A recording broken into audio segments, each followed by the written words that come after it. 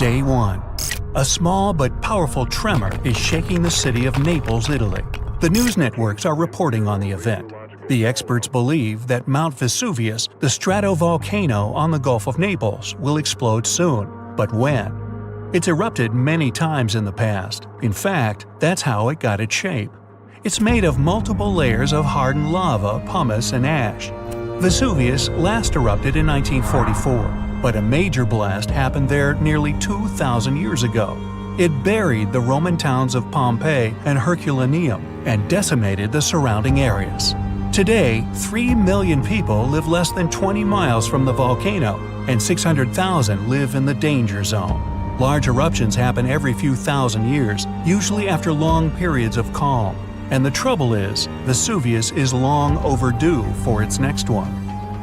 This time, though, the volcano is being watched by the Vesuvius Observatory. It has seismic stations, special GPS arrays, and satellite-based radar to help it measure ground movement. They also have special equipment to test the chemicals found in the gases coming from the volcano. All of this helps the experts work out whether it's about to go off. But will it? Right now, the magma is more than 6 miles from the surface. Things seemed safe yesterday, but now they're about to take a turn for the worse. Day 3. Another tremor comes in measuring 3 on the Richter scale. All the equipment that's installed near the volcano is now going off. The magma is pushing upwards. It's not at the surface yet, but Vesuvius is definitely restless. 2 more tremors follow in the afternoon. They don't feel like regular earthquakes, and geologists can see the difference in their seismographs. Volcanic quakes register about 4 to 5 less on the Richter scale. Now, the experts are sure it's just a matter of days or weeks until the volcano erupts. Some volcanoes can be restless for months or even years before they go off. But that's not how it goes with Vesuvius. Day 4. The ground starts to crack open, as if a giant creature is trapped in the Earth's crust and is trying to desperately get out for some air. Steam escapes from the little cracks in the soil. Certain areas are hotter than others. If you went there, it would feel like you walked straight into an oven, and it would be hard to breathe. Some sheep got too close to the mountain and passed out. When the farmer found them, he almost collapsed too, not from the heat, but from the gases. Carbon dioxide and hydrogen sulfide are being released into the air. The entire area around the volcano smells like rotten eggs, and many of the forest animals are now staying clear. The nearby trees have been absorbing these gases from the soil for days on end now, and they're starting to turn brown. The carbon dioxide levels in the area are skyrocketing, and all the detectors are beeping constantly. Day 6. The tremors are getting more frequent. Experts at the Vesuvius Observatory monitoring the volcano say the quakes are coming from the magma that's being pushed upwards. A few hours later, the national emergency alert goes out. Thousands of local people have around 15 days before the volcano erupts, and they need to evacuate their homes. The 600,000 people in the danger zone start to pack their suitcases and leave in cars and trucks. There's chaos everywhere. But in all that disorder, some people are standing still. They look around, trying to understand what's really going on. A few of them are taking photos of their homes. Others are streaming all the confusion on social media. But the senior citizens are just standing outside, looking at their houses one last time. They hope this is all just a false alarm. It's happened before, but who really knows? Day 7. It was a sleepless night. Plenty of the locals have already left. Some good people from other towns drive to the area to help the residents evacuate faster. There's a massive traffic jam, but everyone expected it. This is why the evacuation started early. Ferries, trains, and buses have canceled their services to help the evacuees. They're all working on a tight schedule to make sure everyone gets out safe without any delays. Some people refuse to leave, but their neighbors eventually convince them to go. It will take 7 days to evacuate everyone, and these people will spread out to other areas of the country, not just to the nearby safe regions. Day 10. More than half of the residents have now left the red zone. After the chaos, there's now silence, and it's interrupted by the eerie sounds of the tremors. Animals are being evacuated too. Many people are now trying to save as many animals from the forest as they can find. Day 16. All 25 of the towns that were at risk have now been evacuated. The red zone is empty. But the tremors are getting stronger, as the volcano is a pressure cooker ready to explode. White smoke rises from the large opening on the mountaintop and the vents on the side.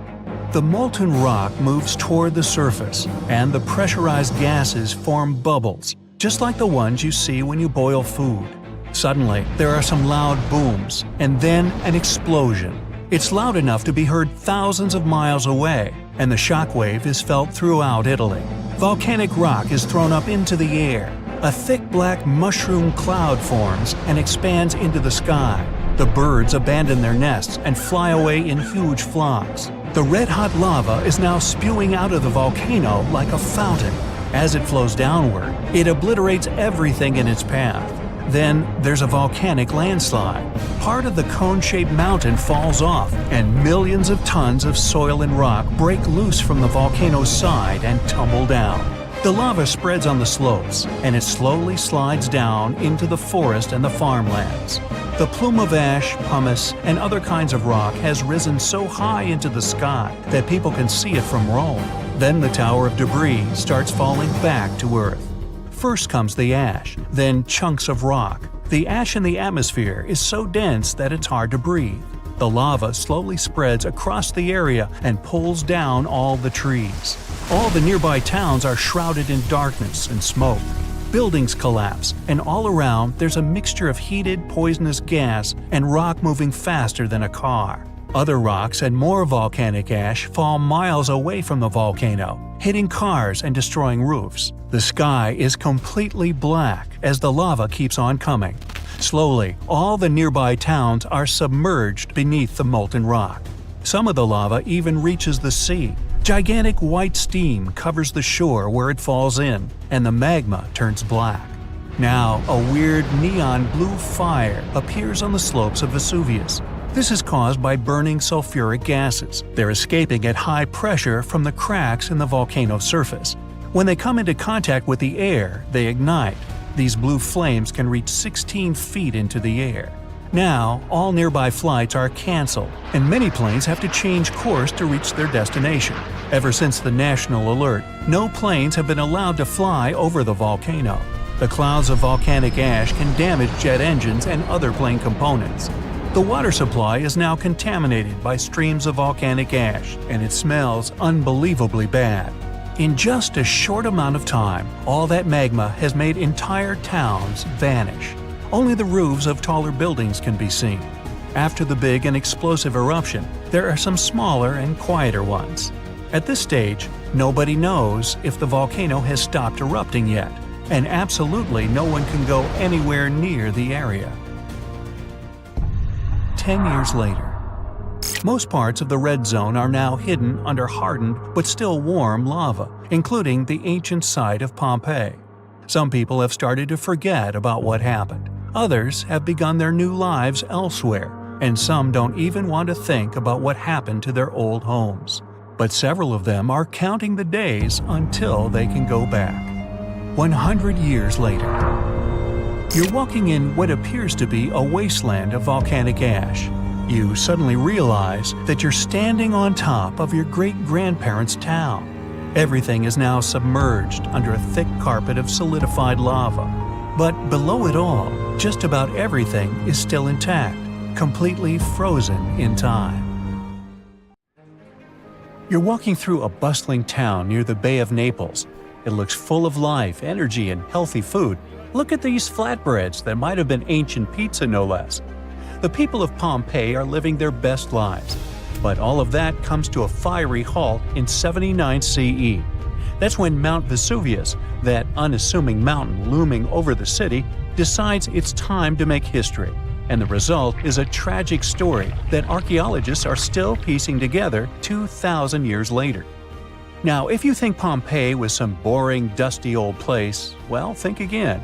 This was a lively, buzzing town. There were farmers bringing in fresh produce, merchants selling their goods, bakers cranking out bread, and pizza-like flatbreads. and gladiators gearing up for fights in the amphitheater. The people of Pompeii loved decorating their homes with frescoes, mosaics, and statues. And food was a big deal. Pompeii was home to some of the earliest restaurants, called Thermopylae, where people could grab hot meals on the go.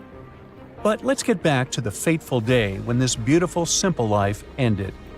The saddest thing is that the people of Pompeii had warnings, they just didn't know it.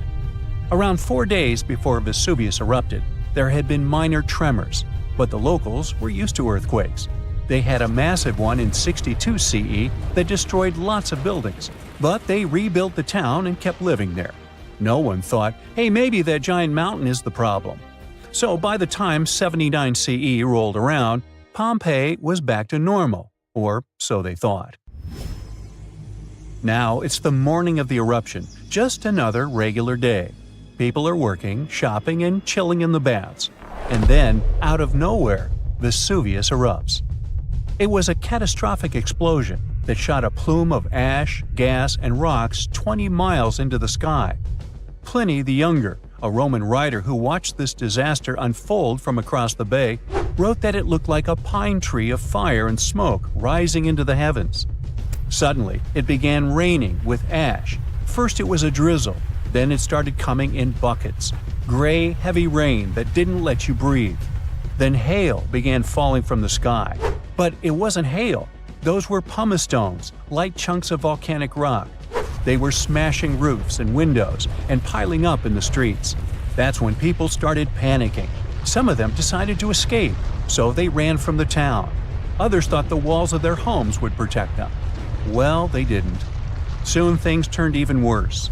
The ash had covered Pompeii's streets, and buildings were collapsing under its weight. But the real nightmare came early the next morning. Pyroclastic flows, a fatal avalanche of superheated gas, ash, and rock that was racing down the side of a volcano at more than 200 miles per hour. The heat alone, around 1,000 degrees Fahrenheit, instantly finished the life of anyone who ended up in the way of the flow. When the pyroclastic flows hit Pompeii, it was, unfortunately, game over for the town. Those who decided to stay in the city didn't stand a chance. The people were trapped so quickly that their bodies were left frozen in their last moments, some shielding their faces, others holding loved ones. In one bakery, archaeologists found the skeletons of 3 people who'd stayed behind. They thought the oven's stone walls would protect them. But those just weren't strong enough to resist the elements. When the eruption finished, Pompeii was covered with 20 feet of volcanic debris. What archaeologists eventually found when they uncovered the town was both mesmerizing and terrifying at the same time. Because Pompeii was buried so suddenly, everything remained preserved: homes, streets, art, food, and even people. These days, scientists are rethinking what we know about the victims of the Pompeii disaster, thanks to new DNA evidence. Apparently, a lot of our assumptions about who these people were might be way off. A recent study by researchers from the US and Italy has shaken things up. They found that some of the victims, who they assumed were family members, weren't related at all. On top of that, the gender of some individuals was misidentified. The researchers believe that older interpretations were influenced by modern ideas about gender and relationships, which might have clouded the actual history. One of the study's co-authors from the University of Florence pointed out that conclusions based on limited evidence often reflect the biases of the time. Back then, researchers had to rely on the physical appearance of casts to make their guesses. Now, with DNA evidence, the story looks very different. Let's look at the case of the so-called family found in the House of the Golden Bracelet, which was discovered in 1974 on a Pompeii hillside. This group of 4 victims was named after an elaborate piece of jewelry was found on one of them. Based on the cast, one of the figures, who was holding a child, was assumed to be a mother. But the DNA results revealed this person was, in fact, a man. Even more surprising, none of the individuals were related, as scientists thought previously. Not surprising, given the extreme confusion and terror the people experienced as they desperately took shelter anywhere they could. Another interesting finding involves a pair of victims, once thought to be sisters or a mother and daughter. DNA evidence now suggests that one of them was biologically male. Altogether, the researchers have analyzed the remains of 14 individuals for this study, and this is just a small portion of more than 1,000 victims of Mount Vesuvius's eruption that have been found so far. Archaeologists in Pompeii have also made one more discovery. Look at this figure. Initially, everyone believed that this man had been crushed by a massive boulder, a stone block that might have been part of a door frame during the eruption. His skull, with its mouth open as if in a final gasp, was found near his body. He was probably trying to escape all the chaos when it happened. But new evidence suggests that wasn't the case. His demise was likely the result of asphyxiation from a pyroclastic flow. For a long time, people thought Vesuvius erupted on August 24th. That's what some evidence seemed to suggest. But over the years, archaeologists started finding evidence that pointed to a later date. For example, they found graffiti dating back to late October and food remains, such as pomegranates. Such products wouldn't have been around in August yet. Plus, they found heating braziers in homes. Who would need extra heat in the summer of Italy? So, most experts agree that the eruption happened in late October. Now, it turns out that not everyone in Pompeii passed away. Scientists think that 15,000 people lived in the town, and only about 2,000 of them didn't survive the disaster. It means thousands of people managed to escape. But at the same time, their lives changed forever. They didn't have homes to come back to. Imagine fleeing your home with nothing but the clothes on your back, leaving behind everything you've ever known. Some survivors made it to nearby cities like Naples, but they had to start over from scratch. But recently, archaeologists made a pretty cool discovery: a fresco of a flatbread that might have been the ancient ancestor of pizza. Researchers found this painting in a house near a bakery. It shows a round bread sitting on a silver platter next to a goblet. They think people might have eaten this bread with fruits like pomegranates or dates, or maybe topped with spices or a kind of pesto. But the coolest part is that Pompeii is just 14 miles from Naples, which is the modern home of pizza.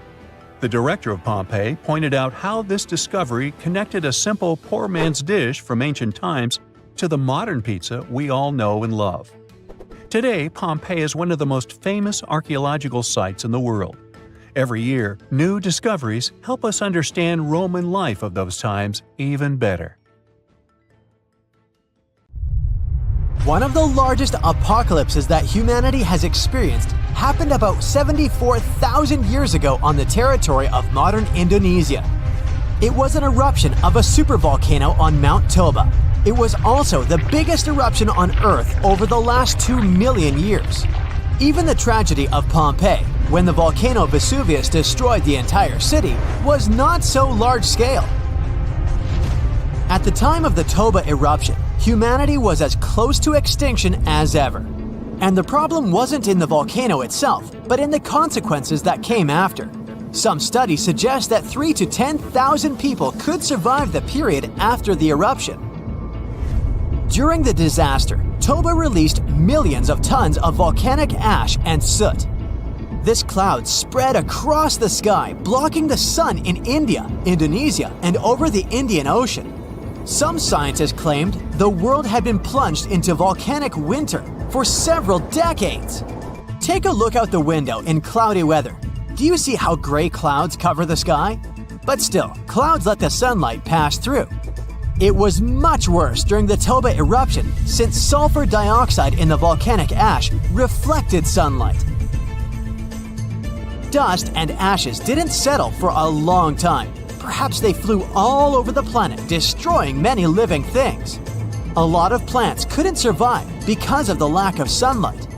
Also, Earth's temperature dropped by several degrees, which led to new disasters. In today's modern world, the temperature doesn't affect residents of our cities that much. But for nature, even minor changes may entail catastrophic consequences. For example, plants and insects can live at the same temperature for thousands of years, but a sharp cold snap destroys them. This leads to the fact that almost all animals don't get enough food to feed their offspring. The population of all creatures in the wild is dropping. The ancient people of that time survived by hunting herbivores and gathering berries, fruits, and mushrooms.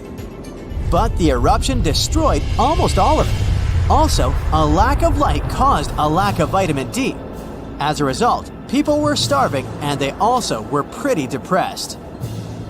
However, some scientists think that many people survived this period quite easily, especially those who lived on the coast of South Africa. The ocean received the most minor damage from the disaster. The tribes who lived near the water caught a lot of fish. Both versions haven't yet been proven. Scientists still try to build an accurate picture of human development after this volcanic apocalypse. About 50,000 years after the Toba eruption, when the sun had finally passed through the gray clouds and the ash settled on the ground, nature and people began to restore the previous balance. But the warm times quickly didn't start as the Ice Age had already begun, and this problem was much more severe, as it lasted for thousands of years. Decreased solar activity and planet orbit changes led to strong temperature drops. Eternal cold covered almost the entire globe, forcing all living beings to migrate and struggle for survival. Such powerful animals as mammoths and saber-toothed tigers couldn't survive the Ice Age. But Homo sapiens were able to adapt to their new weather conditions. People hid in caves, made fires, and improved their hunting skills. Therefore, in a sense, the Ice Age made humanity stronger. In the modern world, such weather can cause significant problems for the global economy and create financial crises worldwide. The last period similar to the Ice Age happened at the beginning of the 19th century. Mount Tambora in Indonesia exploded and released millions of tons of pumice, soot, and volcanic ash into the sky. People who lived on a volcanic island got the most severe damage in the first few minutes, but then the eruption's consequences began to reach the whole world. Volcanic ash again blocked sunlight and led to one of the coldest years in North America and Eurasia. This year, 1816, is better known in history as the year without summer. The ash cloud increased humidity and lowered the temperature in many areas. In the summer of 1816 in Central and Western Europe and North America, a humid climate and cold destroyed the harvest. Prices for goods rose and poor people lost access to food. Logistics and transport also suffered. People used horses to move around at that time, and since oats became expensive, many couldn't afford to keep these animals. Many believe these circumstances inspired the inventor Carl Dreis to create the world's first bicycle. Also, there's a theory that the Tambora eruption helped invent Frankenstein. Several writers, including Byron and Shelley, gathered in a villa in Switzerland where they began to write fantastic novels. Bad weather and rain outside the window inspired Mary Shelley to write a story about Dr. Frankenstein and his monster. Even now, this volcano is active, but it's not going to wake up anymore. But if it happens again, will we be ready this time? Most likely, there will be fewer consequences since we have technologies, big incubators, and greenhouses where we grow livestock, vegetables, and fruits. Of course, winter will provoke a crisis all year round, but we can easily survive it. In the 1930s, another disaster occurred, but this time it was caused not only by nature, but also by people. At that time, many countries were heavily dependent on crops. Vast territories were sown with them.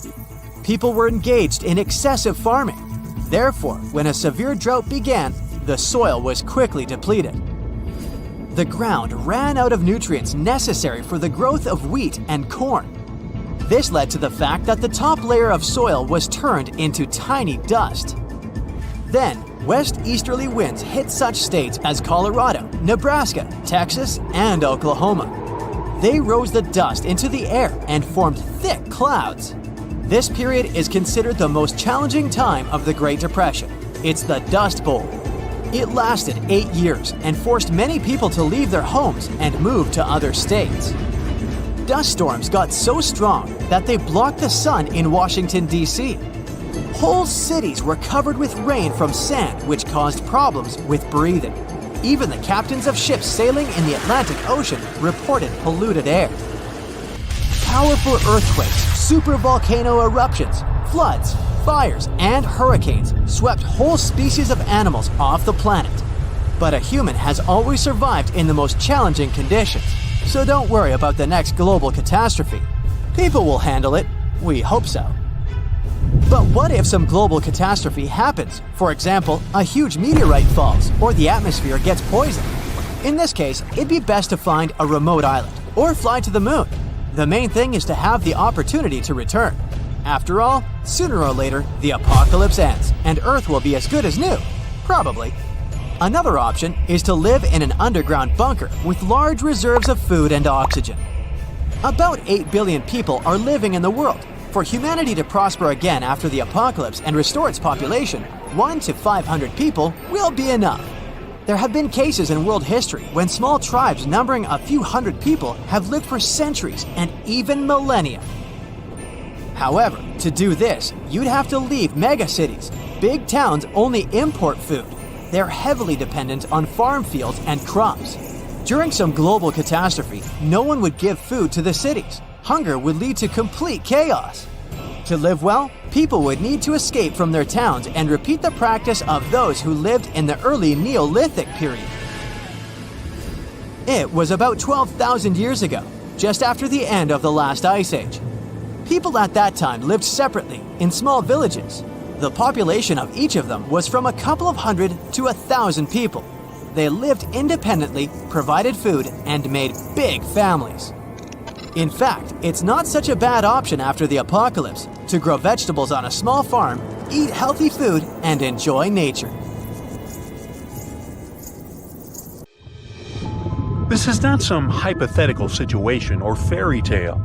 The Vesuvius supervolcano that erased the city of Pompeii may wake up again and destroy many other towns built near the mountain.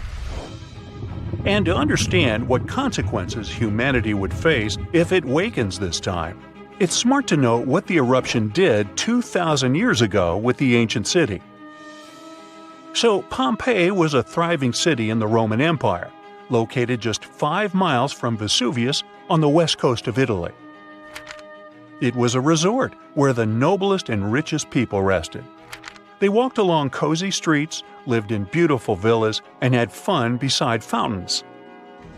The soil in this region was fertile since the ground around the volcano had a lot of useful elements. Olives and grapes from Pompeii were sold throughout the empire. About 12,000 people lived in Pompeii by the time of the eruption. It seems not so much compared to modern standards, but it was considered a big city in those days. The catastrophe began unexpectedly in 79 CE. At first, everyone felt the ground tremble. Birds flew away from the volcano as far as possible. There was tension in the air because of the impending catastrophe. The volcano started to release thick smoke, soot, and ash. There was so much of it that soon it obscured the sky over the city with a heavy gray cloud. Vesuvius spat out gases, rocks, and dirt. Hot ash polluted the air and made it difficult for people to breathe. Locals couldn't see inside this gray haze. And then it started raining heavily. The water mixed with ash and soot and fell on Pompeii. Roofs of houses broke under the heavy weight of mud. Streets, fountains, alleys, and squares were hidden under millions of tons of soot. The next day, the destruction continued with renewed force. There was an explosion of hot gas and crushed rock at the top of the mountain. A devastating blast wave at a speed of 100 miles per hour dispersed in all directions and vaporized all the trees in its path. When the wave reached Pompeii, it turned the city into ruins. On the second day, the eruption stopped. By this time, the great town had been lying under a thick blanket of ash. By the way, this type of eruption is called an explosive one.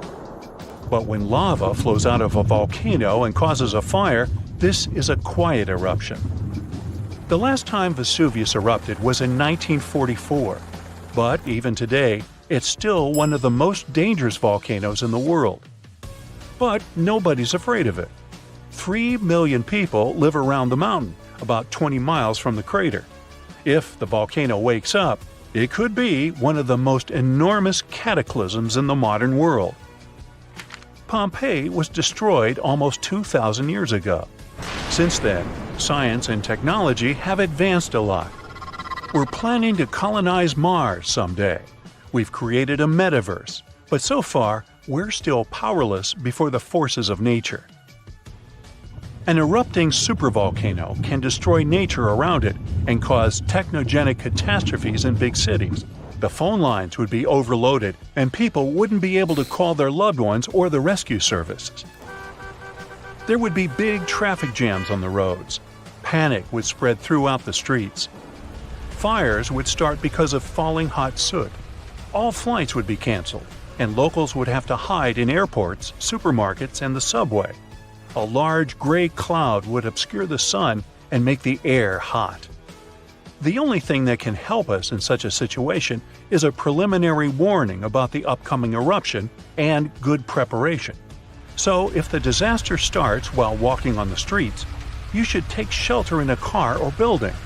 It's better to buy a dust mask in advance that allows you to breathe freely. If there's no mask, cover your nose and mouth with any cloth. If you stay at home, close all doors and windows so volcanic ash can't get into your apartment or home. These incandescent particles can easily set fire to a carpet or curtains. Put wet towels under the door sills. If you need to go outside for some reason, wear a suit covering your body completely. Don't forget about the protection for your eyes. Put on special glasses that have a dust-proof function. And remember about the mask. If you have a house, you need to disconnect the downpipes from the gutters to avoid clogging the drains. If your house has a rainwater collection system, you need to disconnect the pipes from the tank. Rain with ashes is a hot, dense mess that can easily break the water supply system. Fill the tub and sink to have water for washing and cleaning in case the central water supply is turned off. Set the lowest temperature on the fridge and freezer. Your food will be stored much longer if electricity is shut down in the city. Go to a room without windows above ground level and wait for a message from authorities on the radio or TV. Keep the receiver close to you so you don't miss anything important. The device must have a full charge, a strong body, and a powerful antenna. Here's an excellent option for survival in the ash apocalypse. The eruption is intensifying, and you hear on the radio about the evacuation. At this point, you need to calm down and follow the instructions from rescuers. Collect a bag at home with food, water, and medical supplies. Your emergency kit should include flares, maps, a first aid kit, sleeping bags, flashlights, a fire extinguisher, a portable phone charger, car tools, and a few charged batteries. You should always have a filled gasoline canister if you live near an active volcano. Going to the gas station is not a good idea during the evacuation. You can get into a long traffic jam and spend too much time in it. If you don't have a car, ask your friends for help or pay someone for a ride. It's possible the city administration would organize buses for evacuation. You would find out about it through the radio. In any case, before leaving the house, don't forget to turn off the gas and electrical devices and shut off the valve with the water supply to prevent your home from a gas leak or flooding. So, you're driving a car. The authorities must announce the plans for evacuation. Don't go off the route because some roads can be blocked. Perhaps they will say the eruption is over and you can return home. Maybe the eruption will be so strong that it will destroy the city. Anyway, if you're prepared, you'll have fewer things to worry about. Modern seismic sensors monitor the fluctuations of tectonic plates and the volcano's activity, so the eruption won't be a surprise. Pompeii is far from the only city destroyed by the eruption. In 1785, a similar disaster occurred in the Japanese town of Aogoshima. It was located right in the crater of an active volcano, and one day it woke up. It was sunny weather, and no one suspected a disaster was coming. At some point, the birds rose in the air and flew away. Then the ground began to shake. A heavy, low sound came from the depths of the island, and thick streams of smoke and ash erupted from the volcano. The volcano threw dirt and big red-hot stones into the sky. It looked like a meteor shower. People evacuated, and the mountain continued to erupt for several weeks. When the ashes settled, the volcano fell asleep again, and people began to return to their city. Despite the risk of a new eruption, they continue to live and work there today. Since then, more than 200 years have passed, and the volcano never woke up. Meteorological and seismological services monitor the situation and seismic activity. After all the horrors and devastation that a volcanic eruption leads to, harmony in nature eventually comes. Decades and centuries later, volcanic ash, rich in helpful food elements, settles on the soil and makes it fertile. Then life will rise from the ashes like a phoenix. Well, pack your bags and hurry down to Antarctica, because gold is literally raining from the sky there. $6,000 per day. Well, not exactly from the sky, more like from the eruptions of this massive fiery volcano. The towering beast of a mountain is called Erebus. It looms over the icy, lifeless expanse of Antarctica on Ross Island. It shares the spot with three neighbors, Mount Terror, Mount Bird, and Mount Terra Nova. Although Erebus is certainly dominating the place, it's about 12,500 feet tall, like 8 Empire State Buildings. Now, even though it's far smaller than Mount Everest, it's still the southernmost active volcano in the world. And even though it stands in the middle of nowhere, Erebus is far from lifeless. It has a terrible temper, actually. Erebus constantly breathes and roars, throwing out gases and chunks of molten rock in crazy tantrums called strombolian eruptions. And among them, it spews out tiny, delicate specks of shimmering gold. And it's not a couple here and there. This money fountain works every day, spewing out nearly a quarter pound of gold per day. Like we mentioned, it's worth over $6,000. It also sums up to a crazy 64 pounds of gold per year, over $2 million. But before you treasure hunters rush there, we have to tell you that these are more like particles of gold. They're often less than 60 micrometers in size and are scattered around, impossible to collect. And when we say scattered around, we mean it. Some of those particles have been found as far as 620 miles away from the volcano, carried in the middle of nowhere by Antarctic winds. Now, Erebus isn't a super friendly place to hang out next to. Its eruptions are wild and unpredictable. So, most of what scientists know about Erebus comes from satellites, which monitor its activity from the safety of space. For scientists, this place is also a gold mine. Erebus is the only volcano that can do this stuff. They figured out that this happens when the magma, superhot semi-molten rock beneath the Earth's surface, rises to the volcanoes. Magma brings some liquid gold with it. The moment it meets the chilly Antarctic air, the gold crystallizes into little pieces, and voila, $2 million per year. Erebus is such a weird and rare volcano. Its fiery heart has been burning for over 1 million years. Over these million years, it's been building layer by layer. Its basis is a super ancient lava, and the upper layers are youngsters. And throughout many years, it's been very active, with a glowing lava lake bubbling at its center. This lava lake is exactly what it sounds, a pool of constantly shifting, burning molten rock. This site is incredibly rare because there are only several lakes like that in the entire world. And this isn't just a pool of rock, it's a window into the volcano's soul. In Erebus, it's made of phonolite. Now, phonolite is a very cool rock. Its name comes from the Greek words for sound and stone. Because, guess what? It's a rock that produces a ringing sound when you strike it. There are only a couple of volcanoes that give it to us. But it's not the only volcano that can flex its weirdness. Oldoyenyo Lengai, a volcano from the East African Rift in northern Tanzania, is even more mysterious. It spews what's called nitrocarbonatite lava. Most volcanoes erupt glowing red-hot rivers of molten rock. But this one erupts dark lava. It flows super fast, like water, creating these thin, fast-moving rivers. So all this makes it look almost like black mud or oil. What's even wilder is that as soon as it hits the air, it starts reacting super fast and turns white within hours. It's like magic, with black lava turning into something that looks like white dust or snow. Not even mentioning that it even glows faintly at night. And it's not that hot either. Well, it's still pretty hot, from about 900 to 1,000 degrees Fahrenheit. But usually, lava temperature can vary from 1,300 to 2,200 degrees Fahrenheit. So it's cold by volcanic standards.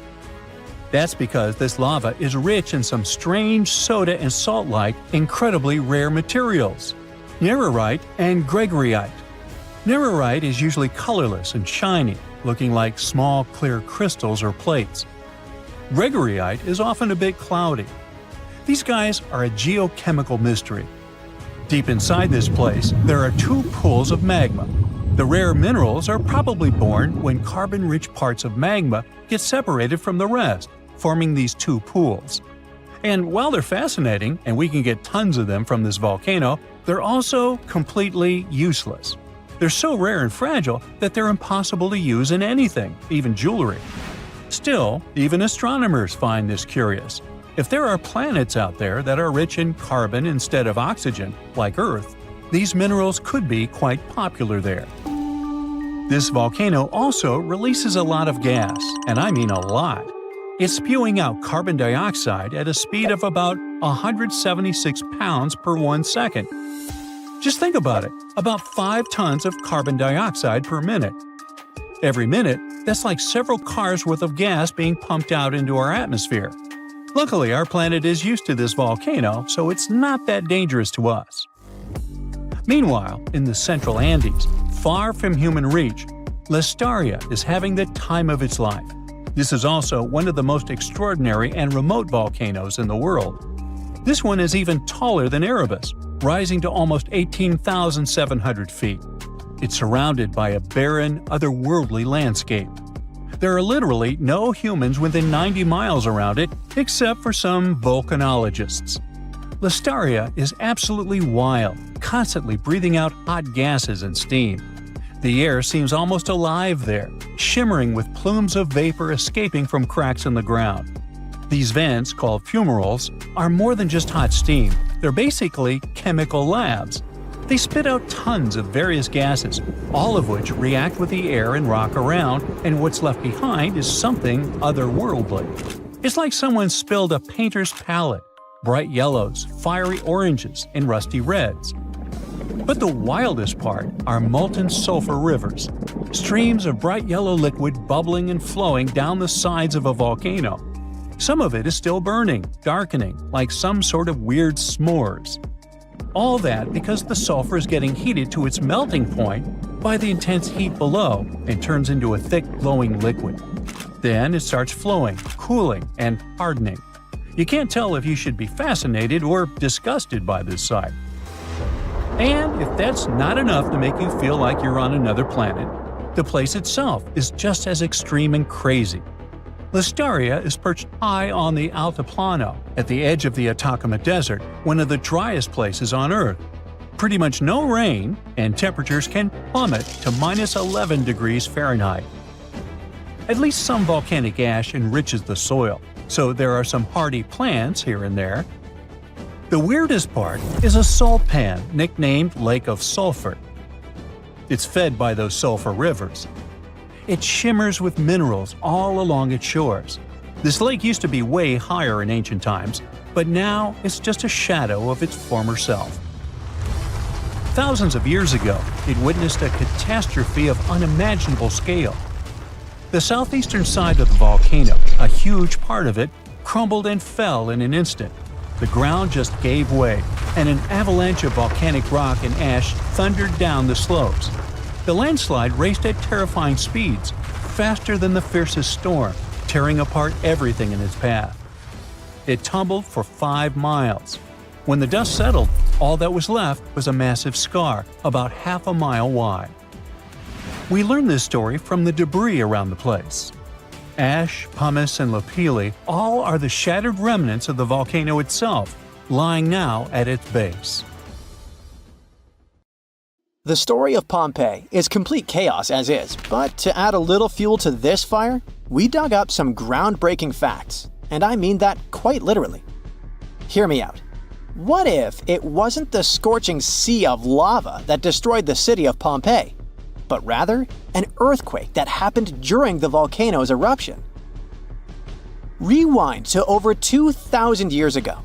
The year is 79 BCE. It was around 1 o'clock in the afternoon when Mount Vesuvius decided to erupt. Pompeians were going on with their normal daily routines when lava started taking over. The flow of lava was so quick that most people didn't have anywhere to run. The disaster took the lives of around 2,000 people. The lava covered most of the city, which then turned everything to ashes. Pompeii was only discovered during the 16th century of our Common Era, when an architect commended a dig to divert a river. It's a very well-studied site nowadays, but something unusual recently caught the researchers' attention. Scientists were excavating a site called the House of Painters at work. They were examining a couple of skeletons when they saw something weird. The skeletons probably belonged to 2 men around the age of 50. The analysis showed these men had survived the first surge of lava in the city. But they didn't make it out due to this second unexpected part, the earthquake. The men probably took shelter at the House of Painters at work, but the walls crumbled down when the earthquake hit. The men were found in a protective posture, like they were trying to shield themselves from something that was going to fall above their heads. Plus, these skeletons were not found under the layer of volcanic ash, but on top of it, proving that they really did survive Vesuvius's sea of lava. It turns out this is not as rare as it seems. A volcanologist explained that the seismic activity during the eruption really made things worse in Pompeii. He said that this seismic chaos probably influenced the desperate choices of a lot of Pompeians in their final moments. This is not the first time the world heard of a possible earthquake in Pompeii. A guy named Pliny the Younger, who escaped the disaster and witnessed the whole thing, beat these scientists to it in his famous letters. Pliny the Younger was a lawyer and an important person back in ancient Rome. He was an eyewitness to the whole Pompeii disaster, and he wrote in one of his letters that the eruption was followed by a trembling of the earth. Researchers do agree that something never added up. Pompeii is known to have really well-preserved skeletons since the ashes kind of played an important role in preserving them. But the buildings were in horrible shape, making it hard to reconstruct the entire city as it once was. Pompeii was indeed one of a kind. It was one of the most vibrant and lively cities of the ancient Roman Empire. The city was huge. It could have been home to as many as 30,000 people in its heyday. The House of Faun, for example, was a clear example of how rich Romans lived their lives in Pompeii. It was a huge house that even had 2 gardens inside, taking up the entire block. They looked like they were made of white marble, but it was actually painted stucco. It was clear to researchers that only aristocrats lived there. Then there was this famous forum. This is where most of the administrative part of the city life happened. It was made up of a lot of different buildings, like the Basilica, a hotspot for political and civil meetings, the Macellum, which was a market, and several temples. If we were visiting this back in the day, we'd see a bunch of men dressed in tunics. A few select ones would wear togas, those heavy white pieces of draped cloth that look like bed linen wrapped over the body. Togas were mainly used on special occasions since they were costly, hard to wash, and considered a traditional costume. Representatives running for office would use it during their campaign run so that commoners would identify them as candidates. One can't forget about the Villa of the Mysteries. Cool name, huh? It was called that way because of some mysterious frescoes found inside of it. Modern-day archaeologists still haven't figured out what the scenes painted are trying to depict. Probably some type of ritual or ceremony. By the way, a villa is simply a large suburban Roman-style house. It's not necessarily a super posh place where the rich and beautiful live. It's usually located on the outskirts of town, near the city's walls. The Villa of the Mysteries one in particular was found astoundingly well preserved in modern archaeological excavations. It even had a manufacturing area inside of it, like its own little industry. It was common for richer Romans to own big farmlands, like olive gardens, for example. So they would also build a processing station inside their villas to extract the oil and package the whole thing. The amphitheater was where some of the richer men paid to put on gladiator fights for the rest of the town. It was built around 70 BCE, and it was one of the oldest amphitheaters of the world. It was even older than the Colosseum in Rome. This huge building could fit around 20,000 spectators at once. The seating was arranged by social class, so you could easily spot who was a member of the nobility. And in case you're wondering why it was shaped like a weird egg, it's because that was the shape that allowed for an unobstructed view wherever you were in the crowd. As every other Roman city, Pompeii also had some famous baths. Since not every house had access to plumbing back in the day, most people didn't shower in their homes. That's why so many Romans would use public baths, usually at the end of the day, to clean themselves. But make no mistake, this wasn't just a place for bathing, it was a cultural hotspot. The baths were made up of many different rooms. The first one was like a locker room, where people would keep their clothes and personal belongings. This is where the upper and lower classes mingled together. Someone's class could easily be identified by their clothes and jewelry. The amount of gold and silver worn back in those days is nothing compared to what most people wear today. Usually, the rich folks would leave someone to take care of their belongings while they went and took their bath. Because yes, it could happen that stuff went missing while chilling and relaxing. The big focus on self-care nowadays was already a thing for ancient Romans. It was common that before taking a bath, olive oil was rubbed all over the skin. They would scrape off the dirty skin with a strigil. That may sound weird, but also extremely pleasing. The baths had rooms for massages. Some of them had reading rooms, and even courtyards for some healthy exercise. Oh, there was even a natatio, or swimming pool if you're not fluent in Latin.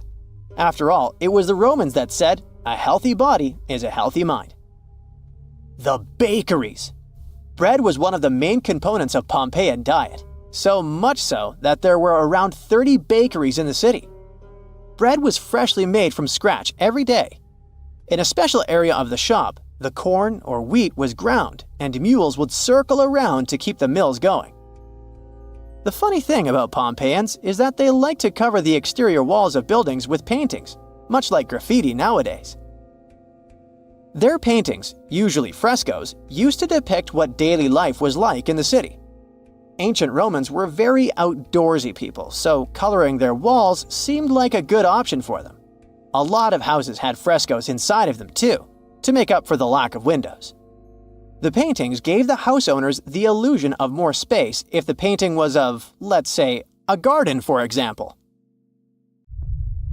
So this huge volcano, everyone thought to be extinct, woke up and spat out a black ash cloud 50 miles high. That's about 9 times as tall as Mount Everest. Located in what is now Indonesia, the powerful Krakatoa had caused huge tsunamis that rocked over ships as far away as South Africa. It also changed the temperatures around the world for several years. The volcanic island of Krakatoa in the Sunda Strait was likely born thanks to another major eruption several centuries ago. It hadn't erupted for at least 200 years before 1883. So the first tremors and blasts in May of that year came as a total shock to people living nearby. Then ships sailing through the busy water passage started reporting clouds of ash above the volcano. It went quiet again for a while, but they could still see ash above it. The eruption culminated at the end of August. It was so powerful that it shattered the island into fragments.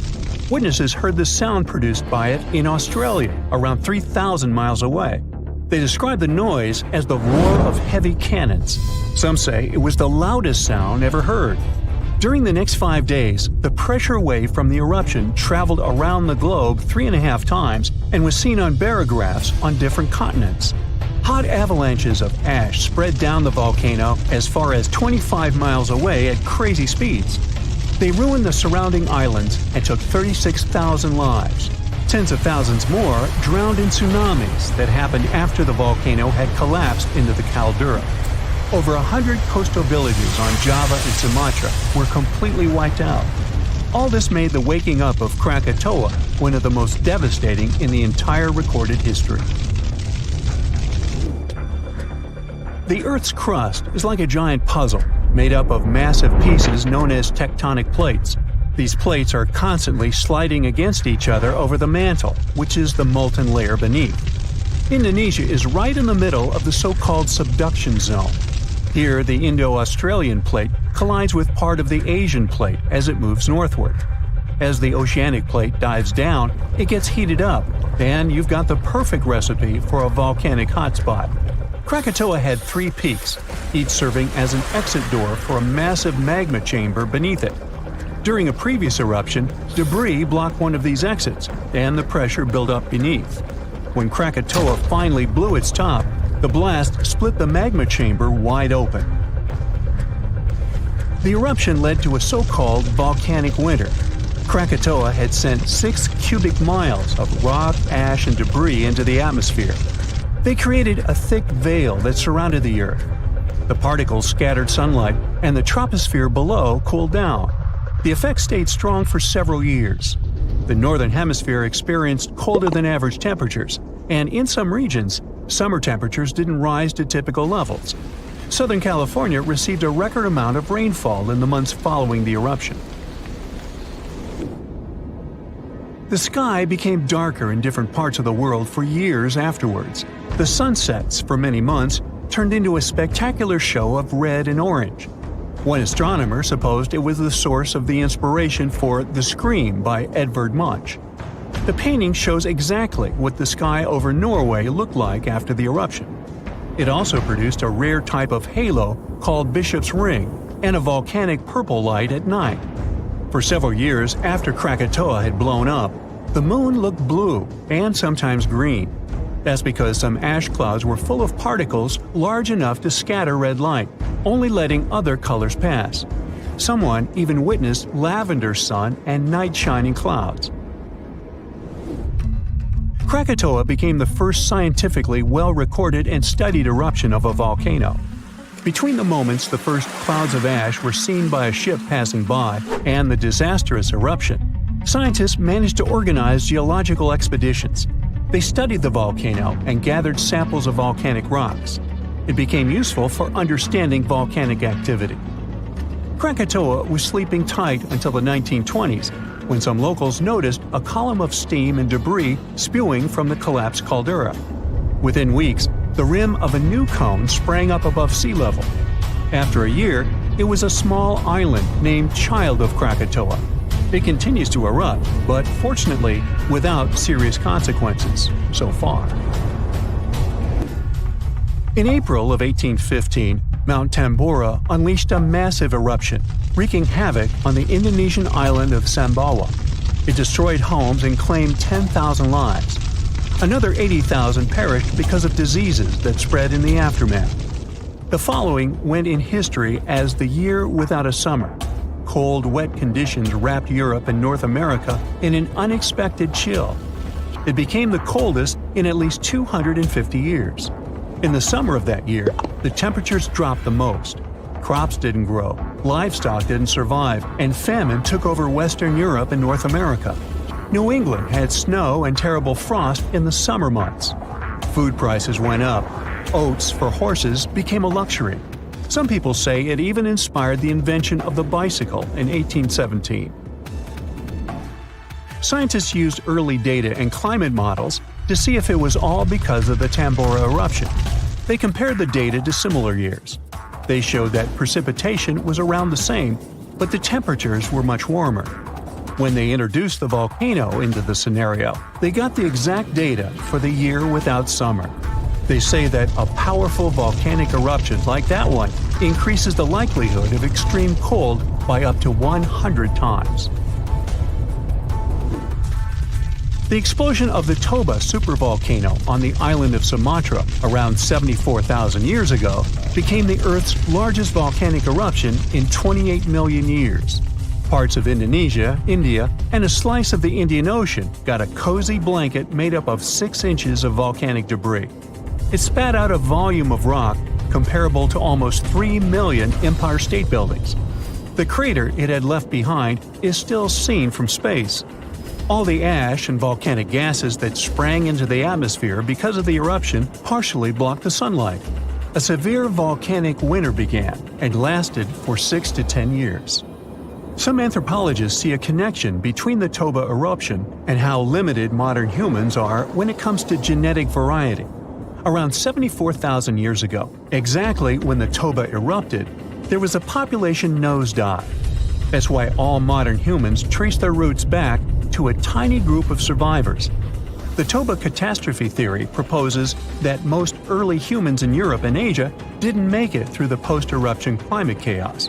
Instead, a lucky, genetically limited bunch found their safe haven in Africa. But archaeological and paleoclimate records disagree with this theory. Benjamin Black from Rutgers University and his team set out to crack the code and discovered a hidden paradox. Maybe we were peering through the wrong climate lens. They ran 42 different climate model simulations, varying the magnitude of volcanic emissions, time of year of the eruption, background climate state, and eruption column height to see what climate disruptions the Toba eruption might have caused.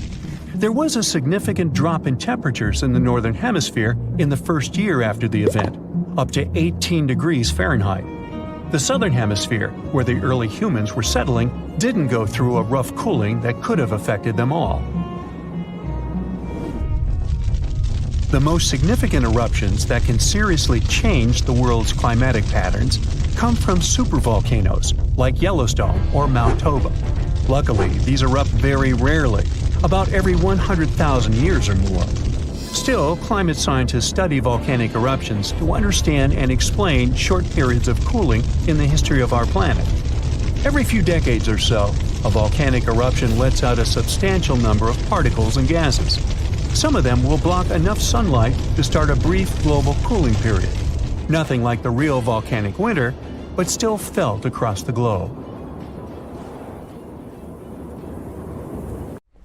In 79 CE, the Vesuvius volcano erupted and burned down 2 beautiful cities of the Roman Empire, Pompeii and Herculaneum. Many of you have probably heard about this tragic story.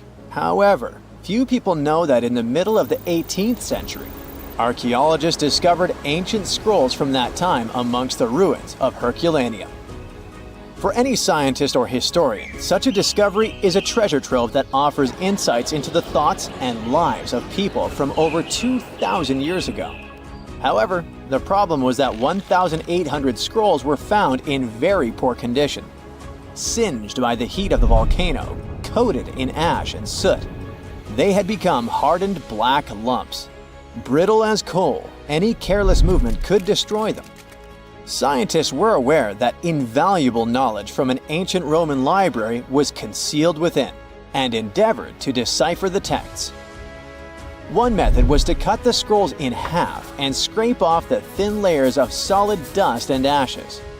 Then, the researchers created a special machine that could slowly unroll the scrolls. They managed to read a few words, but unfortunately, such methods damaged and even destroyed some of the artifacts. In those instances, archaeologists could only wait for advancements in technology that would allow them to unfold and read the scrolls. And finally, this day has arrived.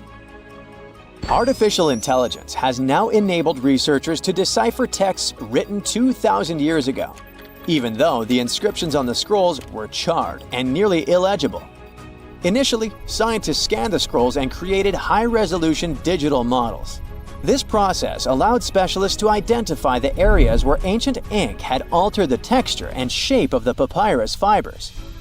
In the regions where ink was applied, the papyrus was slightly thicker and contained a higher level of carbon, the key component of the ink. The researchers developed a machine learning model capable of detecting these subtle details within the papyrus. They uploaded thousands of 3D images of the scrolls to the internet, inviting people to collaborate with AI in decoding the text. During the early stages, the system occasionally made errors, making human assistance essential. To incentivize participation, scientists and investors from Silicon Valley offered $1 million to anyone who could successfully decode the texts. This initiative significantly accelerated the process, resulting in the deciphering of several passages from the ancient works. Fragments of the first transcripts are like a blog about how to enjoy life. The author of the scroll, Philodemus, was a follower of the Greek philosopher Epicurus, who considered pleasure and luxury the highest goal in his life. So, Philodemus thought so too. We do not right away believe things that are scarce to be absolutely more pleasant than those which are abundant. It feels as if it was written by some modern influencer talking about a detox program or a diet. It seems that people who lived 2,000 years ago were almost the same as modern ones. Philodemus was apparently a wealthy man, because he lived in a villa that may have belonged to Julius Caesar's father-in-law. In his works, the author criticized the Stoics, who couldn't say anything about pleasure at all. Philodemus was such an ardent fan of Epicureanism that one of the scientists compared him to a guy who collected albums from only one band and nothing else. Several hundred Herculaneum scrolls remain unread. Scientists believe that they may contain works by Aristotle, Homer, Sophocles, and the Stoics. Fortunately, with modern AI technologies, the decryption process will go on much faster. But how did historians and linguists decipher ancient texts in the past centuries? It was actually a very difficult mental job. Let's say you found an ancient slab in the 19th century, somewhere in Greece. To understand what was written there, you'd have to compare it to several other deciphered plates with similar writings of that era or similar languages. Letter by letter, symbol by symbol, you'd be deciphering ancient writings for several months or even years to figure out, say, the recipe for ancient mashed potatoes. Fortunately, with the development of computer technology, those days are long gone. Now, all ancient scrolls can be scanned and uploaded to a database on a computer. You may not even have to decipher the text for a long time if the computer finds a match of characters in other ancient manuscripts. But even if you have a perfectly preserved piece of papyrus or an ancient book where all letters are visible, this doesn't mean that you and AI will be able to decipher it. One of the most famous encrypted texts is the Voynich manuscript. This work, which consists of 240 colorful pages, was acquired by Polish bookseller in 1912. He found that book intriguing because of astrological symbols, unknown plants, and unusual human figures drawn on its pages. And all this was accompanied by handwritten texts. The author had beautiful, clear handwriting, but the language of the book is still unknown. Someone wrote this art book around the beginning of the 15th century and divided it into 6 sections devoted to botany, astronomy, biology, cooking, medicine, and cosmology. Many scientists and linguists have tried to decipher the mysterious drawings with inscriptions, but no one has gotten reliable results. Even AI couldn't help this difficult task. Some believe that this book is dedicated to science, and others believe that it contains knowledge about witchcraft. Perhaps it's a mix of science and magic. According to one version, the manuscript is a medical textbook that copied information from other scientific works from the Middle Ages. Before the invention of the printing press, people copied books and rewrote them by hand without worrying about copyrights.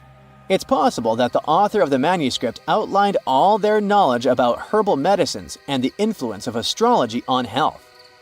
People in the past believed that the state of the body and stars in the sky were connected.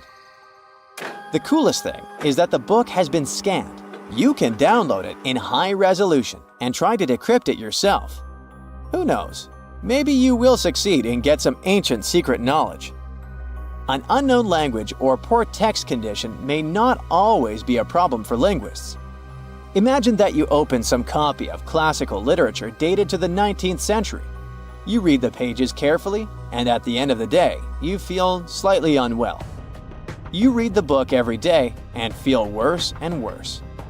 At some point, you go to the hospital, and doctors tell you that you've been poisoned. Yeah, sometimes working with old books can be literally dangerous for your health. There are even catalogs of poisonous books in the world. They are toxic not because someone intentionally sprayed them with poison to hurt the reader, but because people wanted to make books look more colorful. Recently, 2 such books have been withdrawn from the National Library of France because of their bright green covers. The pages were ordinary, but the hardcover could have been coated with arsenic. The mass production of books took place in the 19th century. Book publishers wanted to release as many copies as possible, so they used not expensive leather covers for them, but cheaper fabric options. To make a book attractive to customers, they painted them in bright green, yellow, red, and other colors. They got the green color of the cover thanks to the bright pigment created from copper and arsenic. It was a very cheap dye, but brighter than other dyes containing copper carbonate. An arsenic dye was used not only for books, but also to create candles and wallpaper. The problem was that the dye's pigment decomposed quickly and released toxic carcinogenic fumes. Arsenic caused severe health problems. People calmly lived in their homes and couldn't understand what was happening to them. The same thing happened to many readers of that time. It was only by the end of the 19th century that people stopped selling toxic items. Now, to read a poisonous book, if you want to do it that is, you have to wear gloves and a protective mask. And after work, wash your hands thoroughly. This is a real human brain. Well, it was, until a hot cloud of ash turned it into glass. This crazy transformation happened almost 2,000 years ago, when Mount Vesuvius decided it was a good day to erupt and destroy cities like Pompeii, Atlantis, and Herculaneum. This particular brain belonged to a young man who lived in 79 CE in Herculaneum. Not the most famous Roman town, but it was the first place that was discovered under Vesuvius's ashes way back in 1709. Around 200 years later, archaeologists found the remains of this young man lying face down on a bed. All the smoke and ash probably made him disoriented. So while most of the citizens of Herculaneum rushed to the shore, hoping to be rescued, the brain guy ended up trapped inside a building and passed out. Weirdly enough, this saved his brain from completely disappearing. How in the world does a brain turn into glass? Well, when Mount Vesuvius erupted, it didn't expel just lava. It also sent away a really hot cloud of ash before the solidified lava could flow down. This type of lava, known as pyroclastic flow, could get as hot as 869 degrees Fahrenheit. An insane temperature, we know. Hot enough to melt your brain, but not hot enough to turn it into glass. The cloud of ash, however, can reach temperatures between 932 degrees Fahrenheit to 1,112 degrees Fahrenheit. But to turn something into glass, you don't just need heat, you need rapid cooling too. To put it simply, you have to heat something to a very high temperature until it melts into a liquid. If you let it cool down slowly, the molecules of this liquid will start to calmly organize themselves in the shape of crystals. But if this something cools down super fast, it will solidify in whatever shape the liquid was. It's like making ice cubes. If you pour water into a tray and stick it in the freezer, it will turn into ice because it cools down quickly. But if you leave the water out at room temperature, it'll just evaporate. This means that the brain melted due to a really high temperature, but before it could crystallize, for example, or just boil away, it got really cold.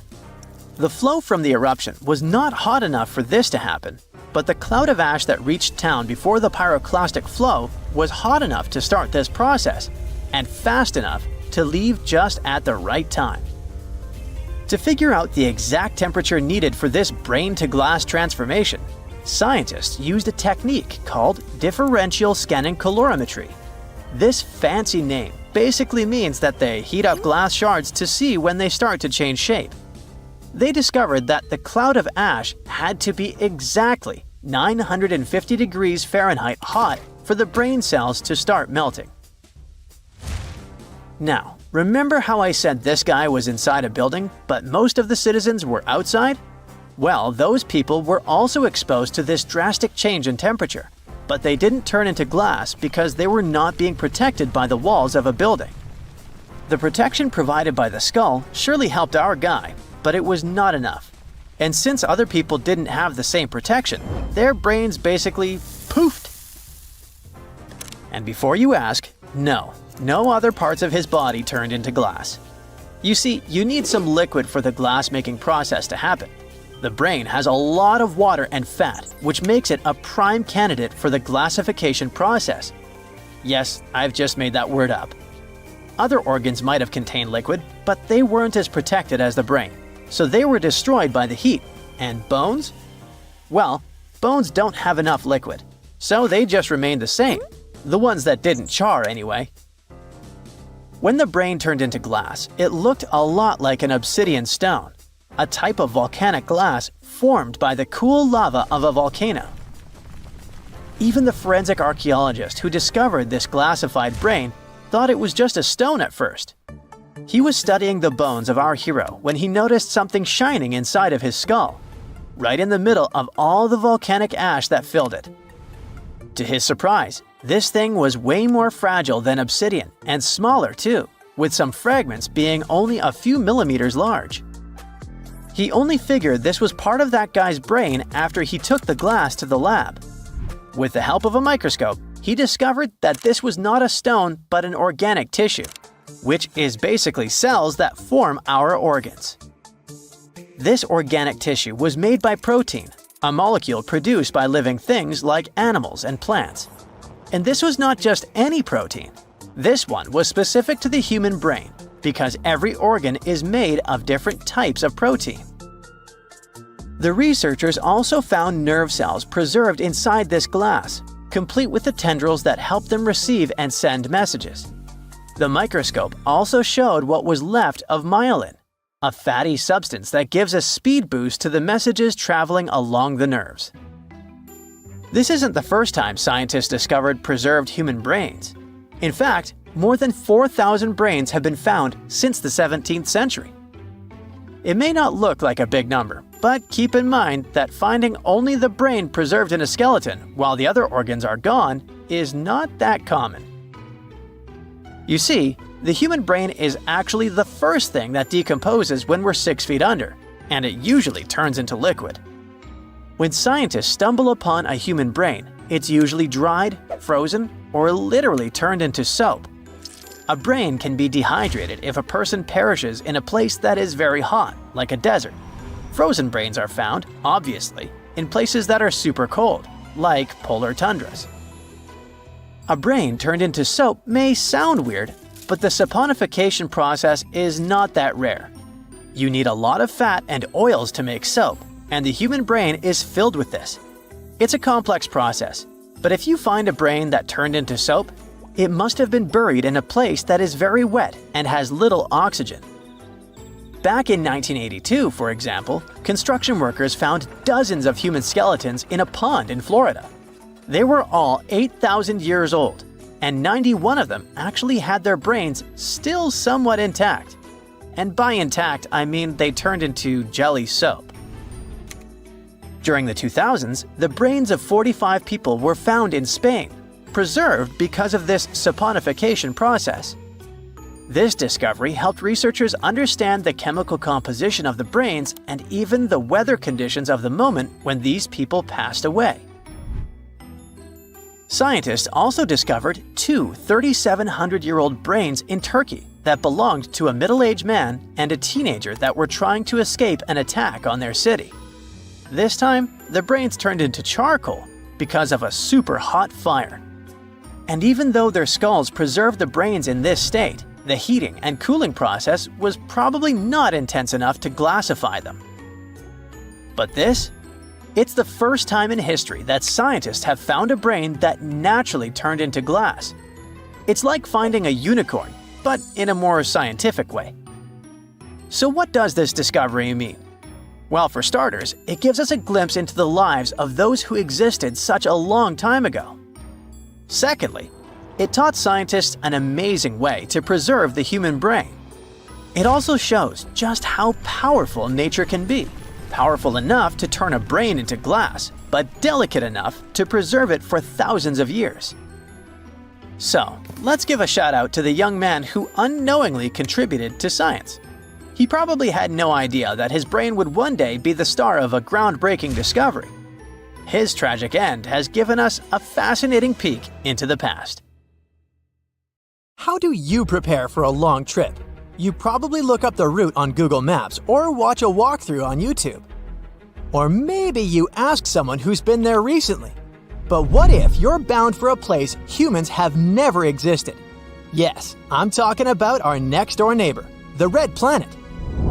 NASA is planning a mission to Mars in the late 2030s or early 2040s. That's too far in the future, so why start preparing now? Well, it's closer than you think. Rookie astronauts spend at least 2 years training just to go out in space.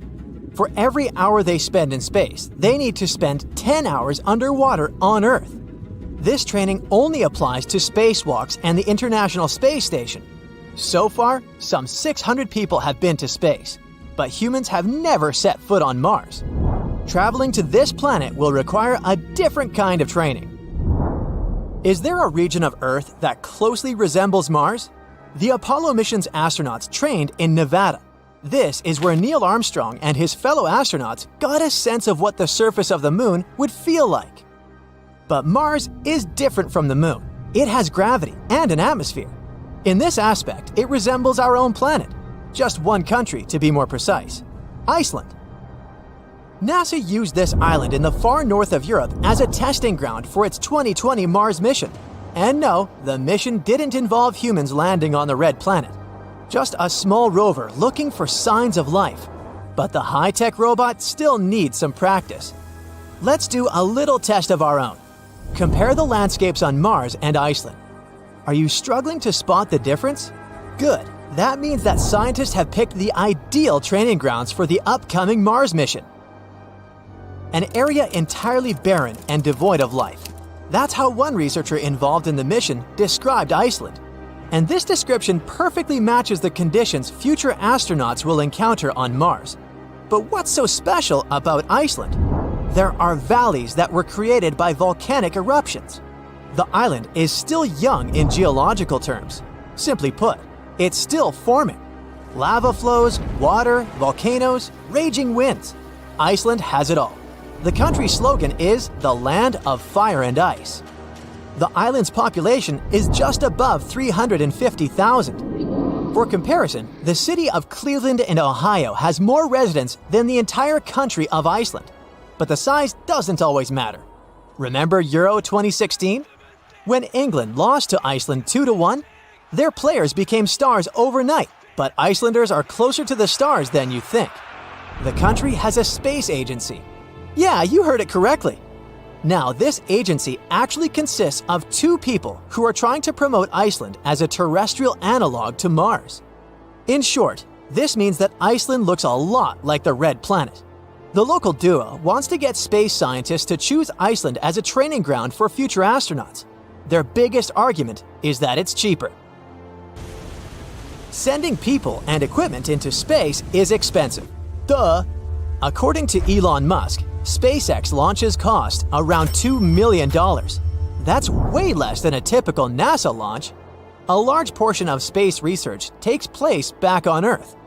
Antarctica is ideal for studying cold and desolate places in outer space. Hawaii is perfect for exploring lava tubes and the composition of rocks. Just imagine the logistics behind going to both of these regions at the same time. This is where Iceland comes into play. It has diverse habitats that are relatively close to each other. So what exactly will future Mars-bound astronauts do in Iceland? To answer this question, let's travel back in time. Nevada wasn't the only place NASA's astronauts visited more than half a century ago. They prepared for walking on the surface of the moon in Iceland too. Their primary objective was collecting rock samples. These can mainly be found near volcanoes and lava fields, and Iceland has plenty of those. Around 60% of the local landscape is rocky and rugged. This makes the island the size of Kentucky feel like another planet. Add that to the fact that 80% of Iceland is uninhabited, and you get the perfect playground for astronauts. And there's another similarity with Mars. In summer, it can seem as if the sun never sets in Iceland. Locals go shopping at 3 a.m. In June, for example, the night can last only 2 hours. Sounds like a perfect open-air party destination. Well, not really. Who would want to party at a freezing temperature of 42 degrees Fahrenheit? That's the average low air temperature in June. Future astronauts spent weeks in Iceland, trying to adjust to these strange conditions. This helps them prepare for the long days on Mars. This is not a figure of speech, since days on the red planet are longer than the ones on Earth by 40 minutes. That's not much, considering the length of days on other planets. On Jupiter, a day is over in just under 10 hours, while a day on Venus equals 243 Earth days. But let's first land on Mars and then think of other planets, shall we? Have you been doing some math in your head? If one day on Mars is 40 minutes longer than on Earth, then how long is a Martian year? Nope, I'm willing to bet your calculations aren't correct. You forgot to factor in an important detail. The planet is farther from the Sun than Earth. This means that a year on Mars lasts 687 days, nearly twice as long as a year on Earth. Sorry, future astronauts, you'll get a birthday cake once every 2 years. There's another minus to the red planet, literally. The planet's average temperature is minus 76 degrees Fahrenheit. Makes Iceland's climate feel like the tropics, huh? Despite these extreme weather conditions, scientists believe that water once flowed on Mars. And where there's water, there's life. That's why NASA scientists lowered the tiny rover in the middle of a crater that they suspected was once a lake. This is where it stands the greatest chance of finding evidence of life. What about life forms on Mars? Looks like it's not science fiction. The planet has polar caps like Earth, and that's not all. Scientists believe they've even detected snowfall on Mars. Its atmosphere is 100 times thinner than that of our planet. It isn't a breath of fresh air, but it isn't extremely inhospitable like other planets. On Venus, it rains acid, and the temperature is high enough to melt lead. And on Jupiter, there are gigantic storms that rage on for centuries. Makes you fall in love with the blue planet all over again. Even Iceland sounds fun at this point. You might even want to learn Icelandic. If you're successful, then you can even read Old Norse, the language of the Vikings. And you'll know 100 words for wind. This will come in handy as wind speeds on the island can reach up to 40 miles per hour. Out in the open, you have to hold on to a fence or a signpost to stay on your feet.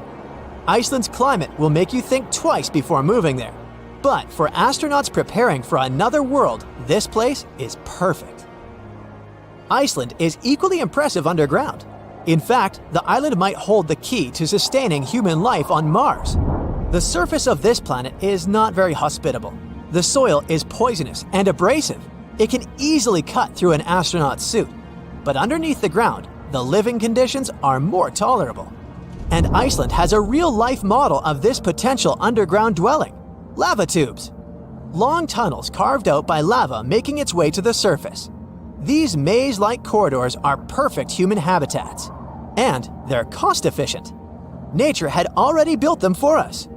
Future astronauts can walk through similar lava tubes in Iceland. Who knows? One day, their cautious steps might turn into giant leaps for mankind.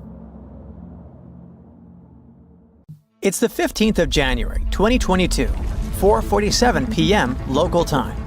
It will start any moment. Here, do you feel these jolts? The South Pacific is about to experience one of the most powerful volcanic eruptions ever recorded by modern instruments. The eruption begins at Hunga Tonga Hunga Ha'api, an underwater volcano in the Tongan archipelago. The eruption itself is enormous. Its volcanic explosivity index is at least VEI 5, with the maximum being 8. It's as powerful as such historic catastrophes as Mount St. Helens in 1980 and Mount Vesuvius in 79 CE. The eruption releases a staggering 2.4 cubic miles of volcanic material and sends over 150 million tons of water vapor into the stratosphere. This amount of water vapor would have been enough to fill 58,000 Olympic swimming pools. Additionally, the eruption generates the fastest underwater currents ever recorded and triggers large tsunamis that struck areas as far as Peru, more than 6,200 miles away from the volcano. And it takes at least 4 lives, with even more missing. But the craziest thing is that just before the eruption, 15 minutes ahead of time, there was a kind of warning. But as it often happens, people simply missed them. 2 seismic stations, about 466 miles away from the volcano, which is pretty far for this kind of thing, picked it up. They figured out it was a Rayleigh wave, which is a type of seismic wave that moves along Earth's surface. This wave was caused by a fracture in the ocean floor, where magma and seawater started to interact under a lot of pressure. That's likely what triggered the eruption. The crazy thing is that normally, volcanic seismic signals are pretty small and can only be detected close to the volcano. But this Rayleigh wave traveled way farther than usual and was much stronger. It means there had to be a massive amount of movement going on beneath the surface before the eruption. While people on the ground didn't feel it, those distant sensors picked it up. And this discovery is great for identifying volcanic threats earlier in the future and for improving early warning systems. If scientists can detect these seismic precursors, they could give a heads up before an eruption happens. That would give people time to evacuate and reduce the chances of injuries or property damage, especially for underwater volcanoes like this one, which can also trigger fatal tsunamis. Now, the eruption was big, but its impact was mostly contained. However, this discovery underlines how important seismic data is for predicting and preparing for these disasters. Even though this precursor wasn't used to issue a warning during this eruption, the idea that we could use this kind of information in real time during future eruptions is really promising, especially for underwater eruptions, which apparently might give us more warning time than we thought.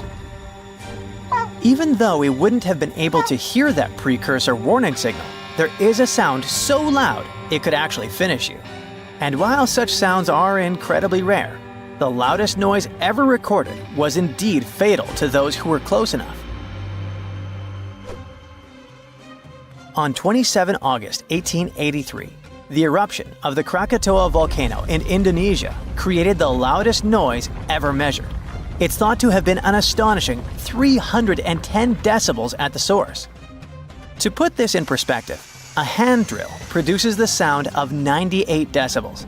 The noise produced by a jet engine measures 140 decibels.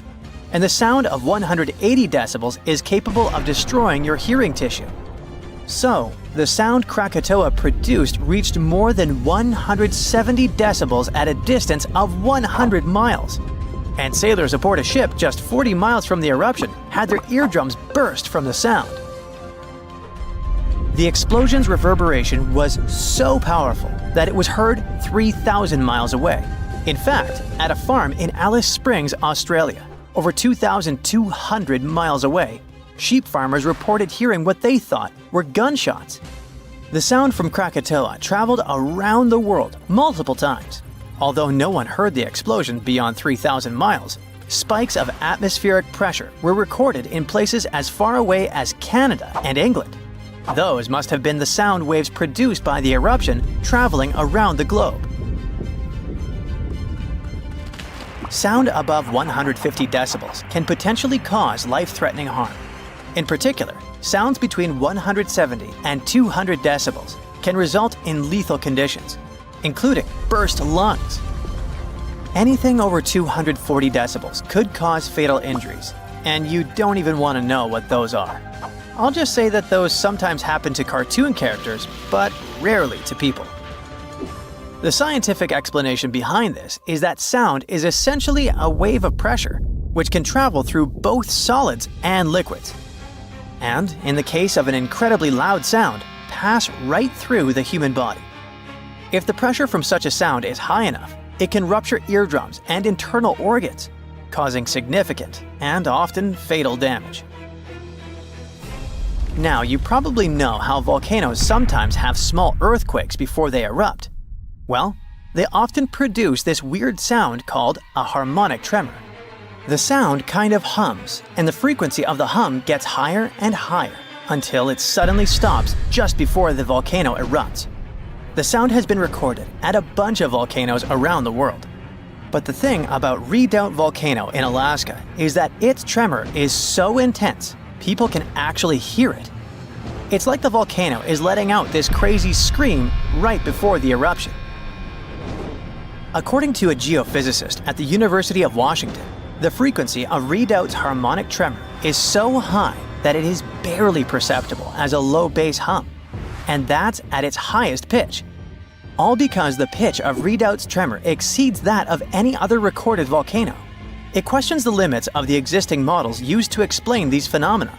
That's why researchers had to propose a new model to account for these unusually high-pitched tremors. Most volcanoes produce sound when magma bubbles vibrate as they rise through cracks in Earth's crust. But in the case of Redoubt, scientists believe that the harmonic tremor and associated earthquakes occur when magma is forced through a narrow opening under immense pressure. The thick magma sticks to the rock surface inside the conduit, a channel or a pipe that carries magma from a reservoir or chamber to the vent. As the pressure builds, the magma moves upward. This makes it stick again until the pressure forces it to move once more. These sudden movements cause small earthquakes, which, as the pressure increases, occur more rapidly and blend into a continuous rising noise. So it's actually the rocks making the sounds. This new model is important because it could help scientists better understand the eruptive cycles of volcanoes like Redoubt. It could also serve as a limited early warning system. By the time Redoubt began to scream like this, the volcano had already been erupting for a few days. So the tremor might only provide a few minutes or hours of warning before the next explosion. The harmonic tremor at Redoubt reaches an extremely high frequency, then falls eerily silent before the volcano erupts again. This pause occurs when the earthquake activity slows down and the two sides of the fault slip smoothly against one another. Maybe that's when even earthquakes can't keep up anymore. The new model may also apply to other volcanoes, such as the Soufriere Hills volcano on the Caribbean island of Montserrat.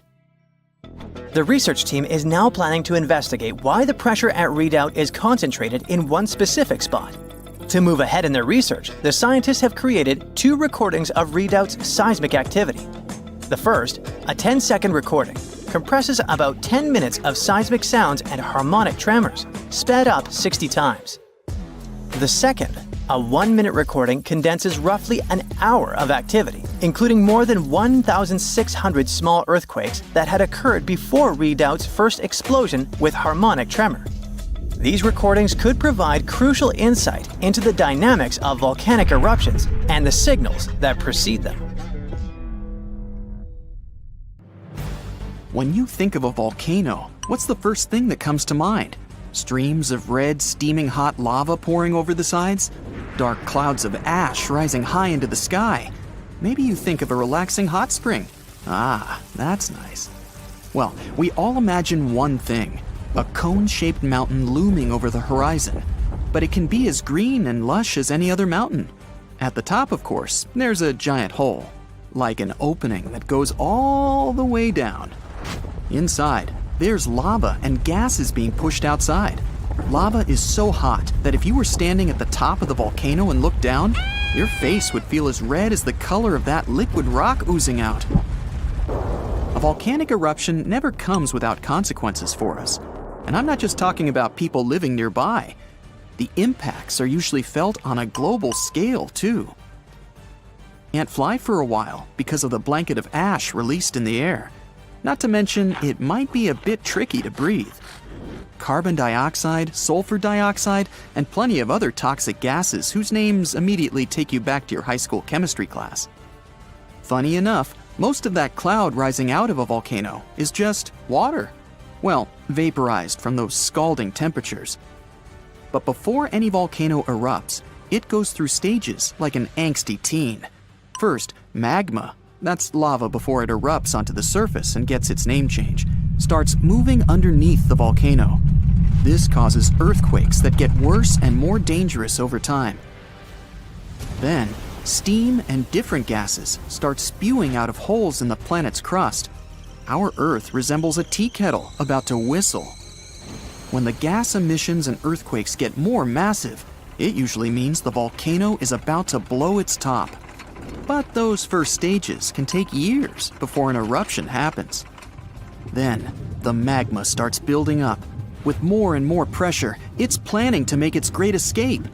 It's hard to notice this happening if you don't have the proper equipment. Good thing scientists do, and they've got us covered. The volcano becomes more active by the minute. Ash starts coming out and spreading in the air, creating ominous clouds that turn day to night. With the magma building up, an eruption is imminent. Then, boom! The surface gives in under the pressure below. The magma makes its exit. It's now lava, spewing out the top and flowing down the sides of the mountain. None of this sounds very appealing. So, what if it never happened? What if there were never any volcanoes at all? Would Earth still be the same? Not at all. If volcanoes never existed, there wouldn't be an atmosphere. When our planet was still just a young pup, volcanic gases are what created our protective bubble that allows you and me to breathe right now. They also played a big part in shaping the land and oceans. 4 billion years ago, Earth was still forming. It didn't look anything like the pale blue dot we know today. It was red hot, and the water was trapped under the crust. It wasn't until the surface started to cool down and solidify that the water was finally able to escape. Volcanoes acted sort of like a tear in the fabric of our planet. Water vapor would condense in the atmosphere and then fall back down as rain. It rained for so long that the third planet from the sun started turning into the blue ball we're more familiar with. In fact, there's even a theory that all the water on Earth came from volcanoes. And without water, of course, life wouldn't have been able to form. Land formation went through a similar process. You see, our planet was a pretty rough place to be when it was forming. It was a molten surface with fields of lava and constant volcanic eruptions and space rocks always crashing into it, because there was no atmosphere to protect it. When it started cooling down, a good solid surface formed, but the hot material underneath was still boiling and bubbling, and it continued making its way up. The crust would move and form thick layers with the material that was rising up. Over time, these layers became more permanent. Volcanic eruptions were still happening, but the first landmass had finally formed. Okay, we'll take the best part of volcanoes, an atmosphere. So what if they stopped erupting long after we got our protective breathable shield? Still not good. For starters, volcanoes created the most fertile soil. Around Naples, you have the famous Mount Vesuvius. The soil quality there is incredibly rich, and that's thanks to 2 huge volcanic eruptions, one that happened 35,000 years ago and another 12,000 years ago. Sure, these volcanoes caused a lot of short-term damage, but in the long run, these soils were fertilized by them. Now the region grows all kinds of citrus fruits, olives, grapes, cherries, and of course, their staple, tomatoes. There'd be none of that without rich volcanic soil, and Naples is by far not the only example like this. Bacteria, the first living organisms, lived in hot water. Scientists have discovered fossilized microorganisms older than 4 billion years. They thrived in hydrothermal vents. Those are fissures on the sea floor, and they're usually near volcanically active places.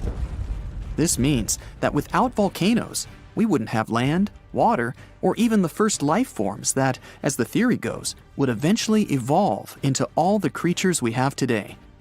Could life have still developed on Earth without these explosive mountains? Doubtful. Okay, fair enough. We want our atmosphere and life. So let's say volcanoes stopped erupting today, after we already have all these benefits. Well, we're sort of already there, based on this story. At the start, there was only one continent, Pangaea. It was a supercontinent surrounded by one massive continuous superocean.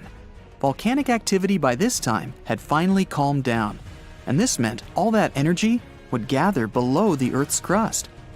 Here's a little diagram. First, we have the Earth's inner core. Then there's the outer core.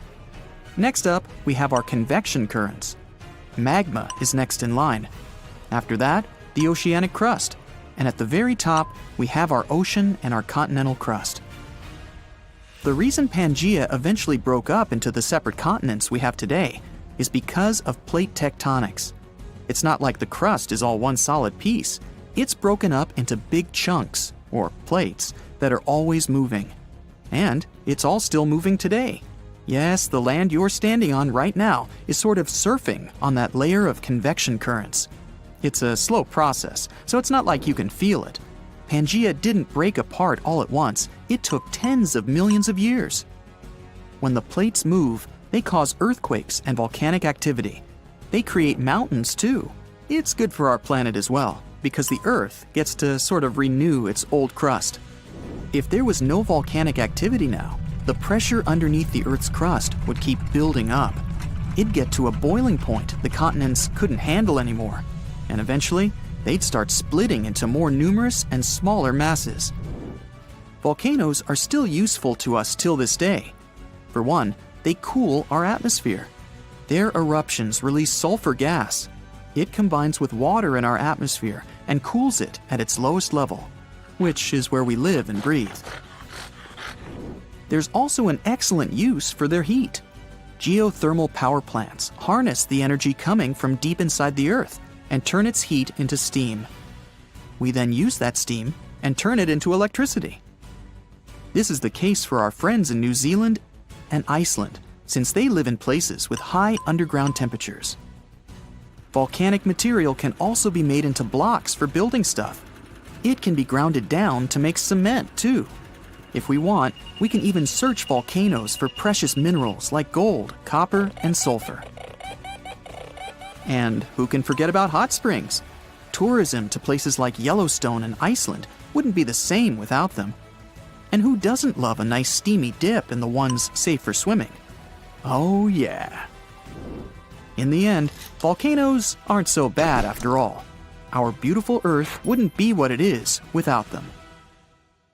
The largest volcanic region on Earth is not in Africa or Japan, but under the ice of Antarctica. Scientists found 138 volcanoes in its western part, and if they decide to go wild, you'll surely notice it. They could melt huge amounts of ice that will move into the ocean, raise its level, and make our planet uninhabitable for humans. But before you pack your things to fly away to another planet, hear me out. Only 2 of the Antarctic volcanoes are officially classified as active now, and it would take a whole series of eruptions, decade after decade, to seriously impact the whole world. Mount Erebus, one of the 2 Antarctic volcanoes currently in action, proudly bears the title of the world's southernmost active one. It has been continuously erupting since at least 1972. It emits plumes of gas and steam and sometimes even spews out rocks, and scientists call it Strombolian eruptions. One of the coolest features is a lava lake in one of its summit craters, with molten material on the surface. Such lakes are rather rare because they need certain conditions to make sure the surface never freezes over. The second active volcano is Deception Island, a horseshoe-shaped landmass. It is the caldera of an active volcano that last erupted over 50 years ago. Scientists who monitor it say it shouldn't go wild anytime soon. Antarctica also has plenty of fumaroles. Those are volcanic vents that release gases and vapors into the air. In the right conditions, they can spew out enough stuff to build fumarolic ice towers up to 10 feet tall. Scientists keep an eye on the Antarctic volcanoes with seismometers that detect when the Earth starts trembling from volcanic activity. Sometimes they also use more complicated tech, but it's all really challenging because of how far away this polar region is and how tricky it is to get there. That's why no one can predict when one of the continent's volcanoes that are now sleeping might erupt. We can guess what this waking up would look like if we analyze the events from nearly 20,000 years ago. So, shall we? One of Antarctica's sleeping volcanoes, Mount Takahe, had a series of eruptions and spewed out a good amount of halogens rich in ozone back then. Some scientists say these events warmed up the southern hemisphere. Glaciers started to melt and help finish the last ice age. For these events to repeat, we'd need a series of eruptions with substances rich in halogens from one or more volcanoes that are now above the ice. It's an unlikely scenario, but since it already happened in the past, it's not completely impossible. As for volcanoes hiding under a thick layer of ice, it looks like their gases would hardly make it to the atmosphere, but they would be strong enough to melt huge caverns in the base of the ice and produce a serious amount of meltwater. The West Antarctic ice sheet is wet and not frozen to its bed, so this meltwater would work as a lubricant and set the overlying ice into motion soon. The volume of water that even a large volcano would generate in this way is nothing compared to the volume of ice beneath it. So, a single eruption wouldn't make a difference. But several volcanoes erupting close to or beneath any of the western Antarctica's big ice streams would. Those ice streams are rivers of ice that take most of the frozen water in Antarctica into the ocean. If they change their speed and bring unusual amounts of water into the ocean, its level will rise. As the ice would get thinner and thinner, there would be more and more new eruptions. Scientists call it a runaway effect. Something like that happened in Iceland. The number of volcanic eruptions went up when glaciers started to recede at the end of the last ice age. So, it looks like, for massive changes, several powerful volcanoes above the ice with gases full of halogens need to get active within a few decades of each other and stay strong over many tens to hundreds of years. Antarctica stores around 80% of all the fresh water in the world, and if they melted all of it, global sea levels would rise by almost 200 feet. And then we'd have to look for a new planet to live on. But this again is an unlikely scenario. It's more likely that the eruptions under the ice will lubricate ice streams and seep water into the ocean, but it wouldn't be the end of the world.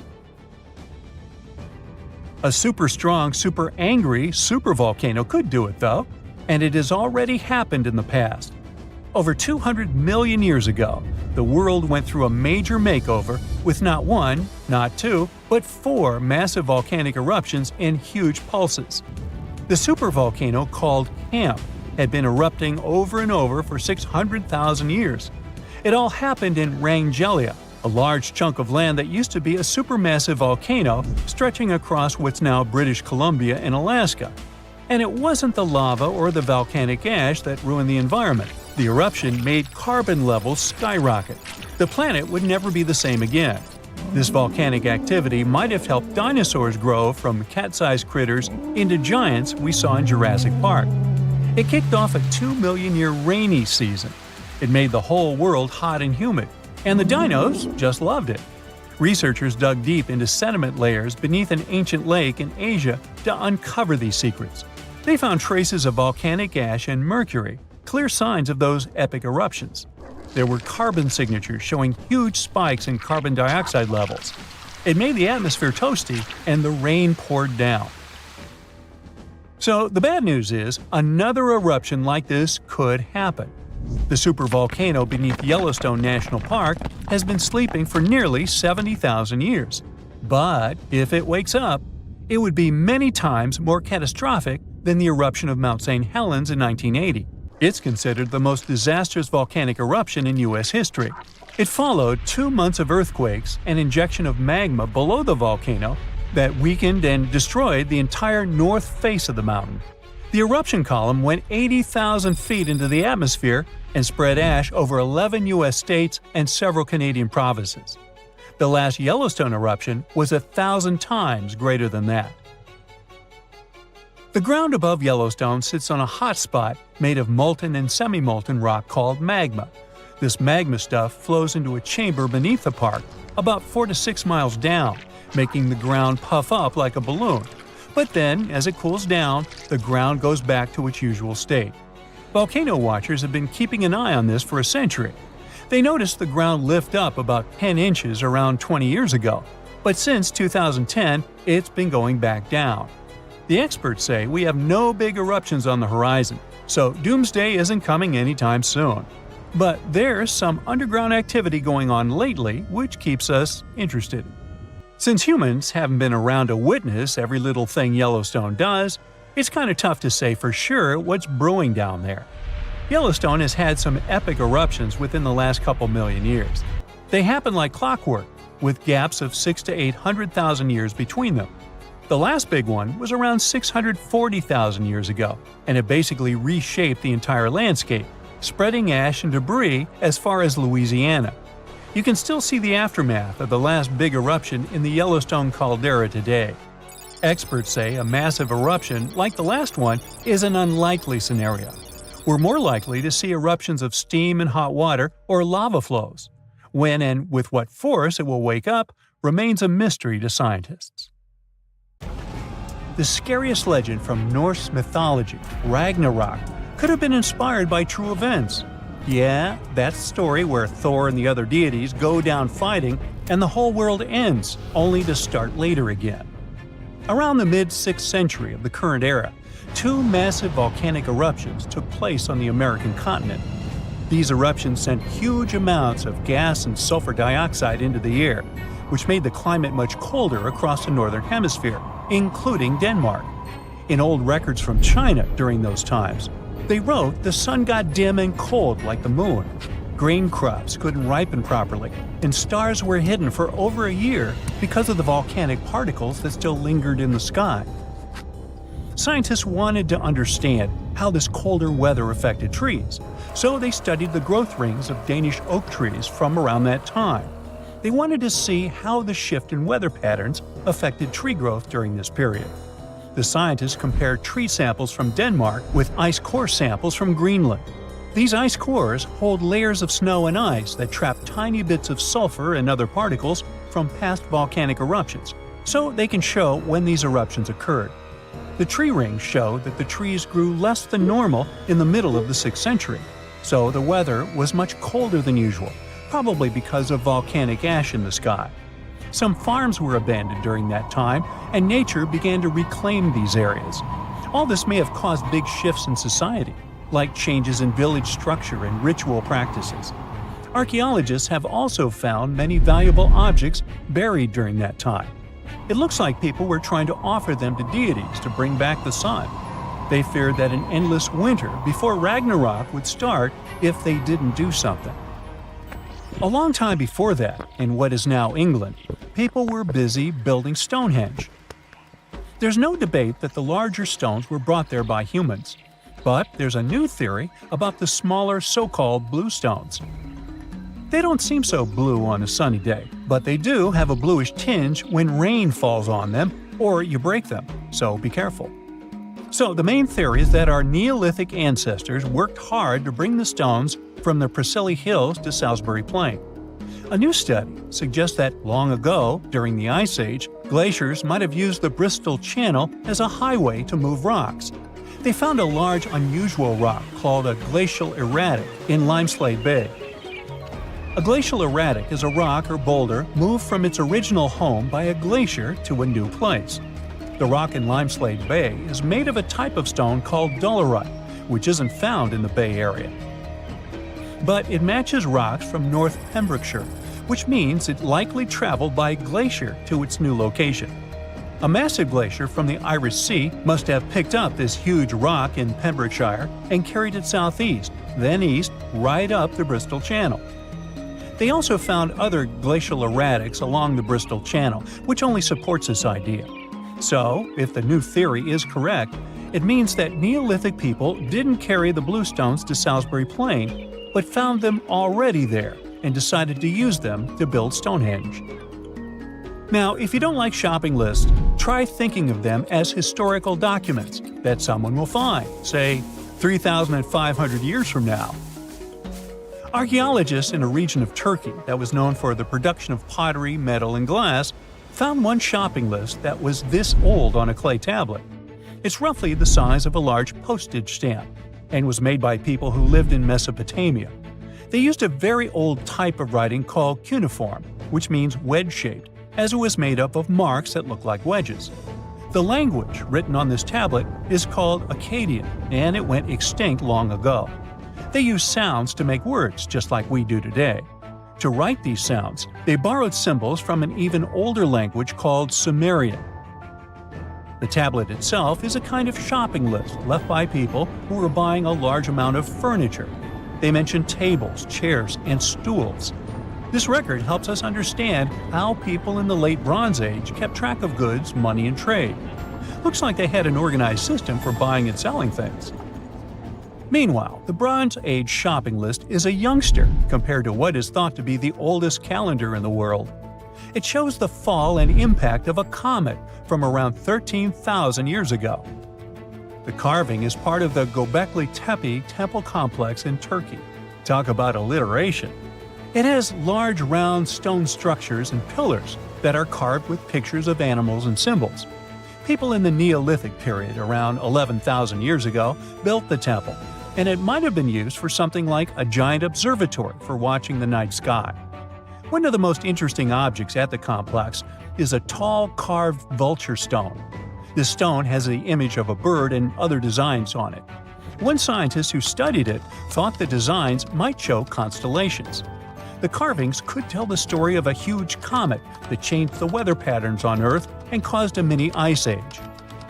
There are small V-shaped marks on the pillars at Göbekli Tepe, which could be used for counting days, and other stones could show big celestial events, like meteors or comets passing by. Archaeologists in Italy, near the ancient city of Naples, were checking the ground to change the city's water pipes when they found a tomb that is about 2,000 years old. It had been well preserved, with paintings on the walls that show scenes from myths and ceilings that haven't faded. This tomb of Cerberus was named after the most famous painting you can find inside. Cerberus was a creature from Greek mythology, a huge, scary dog with 3 heads. He was known as the guard dog of the underworld. One famous myth you can see on the walls of the tomb is the story of Hercules capturing Cerberus as part of his 12 labors. As the archaeologists kept digging, they discovered images of ichthyocentaurs, creatures that were like a mix between a mermaid and a centaur. The tomb also has a large altar with vessels for liquids that they would pour out as an offering to honor the deities. The person who was buried here lies on a decorated burial bed, surrounded by paintings, symbols, and objects that people in ancient times believed would bring peace or help in the afterlife. The tomb was just found in October 2023 and is not open to visitors yet, as archaeologists are still studying it. Scientists have long wondered how heavy stone blocks were carried to the sites of the pyramids in Egypt, and they might finally have an answer. Researchers from the University of North Carolina, Wilmington, believe that the ancient Egyptians built 31 pyramids along an ancient branch of the River Nile. It's now hidden under desert and farmland. It's not a new idea, but up until recently, scientists weren't sure of the location, shape, size, or proximity of the waterway the pyramid builders could have used for transportation. This time, they used radar satellite imagery, historical maps, geophysical surveys, and sediment coring to map the river branch. A major drought and sandstorms likely buried it thousands of years ago. The team managed to go below the sand surface and get images of some hidden features thanks to radar technology. They found hidden rivers and ancient structures running at the foothills of where most of the ancient Egyptian pyramids lie. Thanks to this discovery, we can now understand why they decided to build so many pyramids between Giza and Lish in what is now an inhospitable area of the Sahara Desert. Humans are at the top of the food chain, but despite this, some creatures cause us a lot of trouble, and we can't do anything about them. Look at these flies with red eyes and blue-green bodies. These are some farmers' worst nightmare in the United States of America. Meet the New World screwworm flies.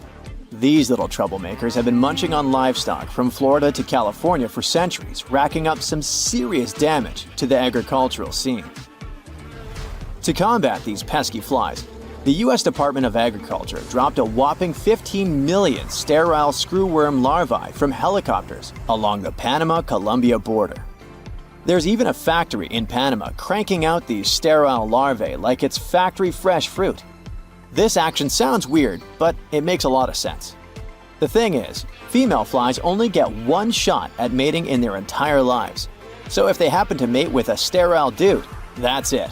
No offspring, ever. This clever trick means healthy screwworms can't reproduce when surrounded by sterile pals, which keeps their numbers in check. But how do we make these male flies sterile in the first place? Simple. A little radiation zap does the trick. You throw a bunch of flies in a lab, give them a quick spin through an X-ray machine, and then drop them from a helicopter into the wild, where their relatives are hanging out. If screwworms start making a comeback, inspectors hop on ATVs and cruise thousands of miles to hunt down any infected animals and stop the spread. There's no magic trick to wipe out these parasites completely, but the game plan is clear. Keep the sterile fly drops coming and stay one step ahead of these pesky little critters. Do you know why it's too dangerous to move animals from one habitat to another? There's a possibility that they won't encounter predators in the new area and will become an invasive species that will provoke an ecological disaster. Here's a simple example.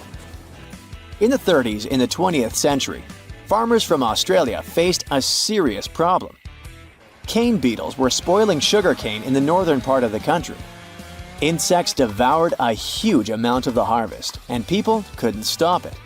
They didn't want to spoil the cane with poisonous pesticides, so they brought a group of cane toads from South America in the hope that the toads would eat the pests.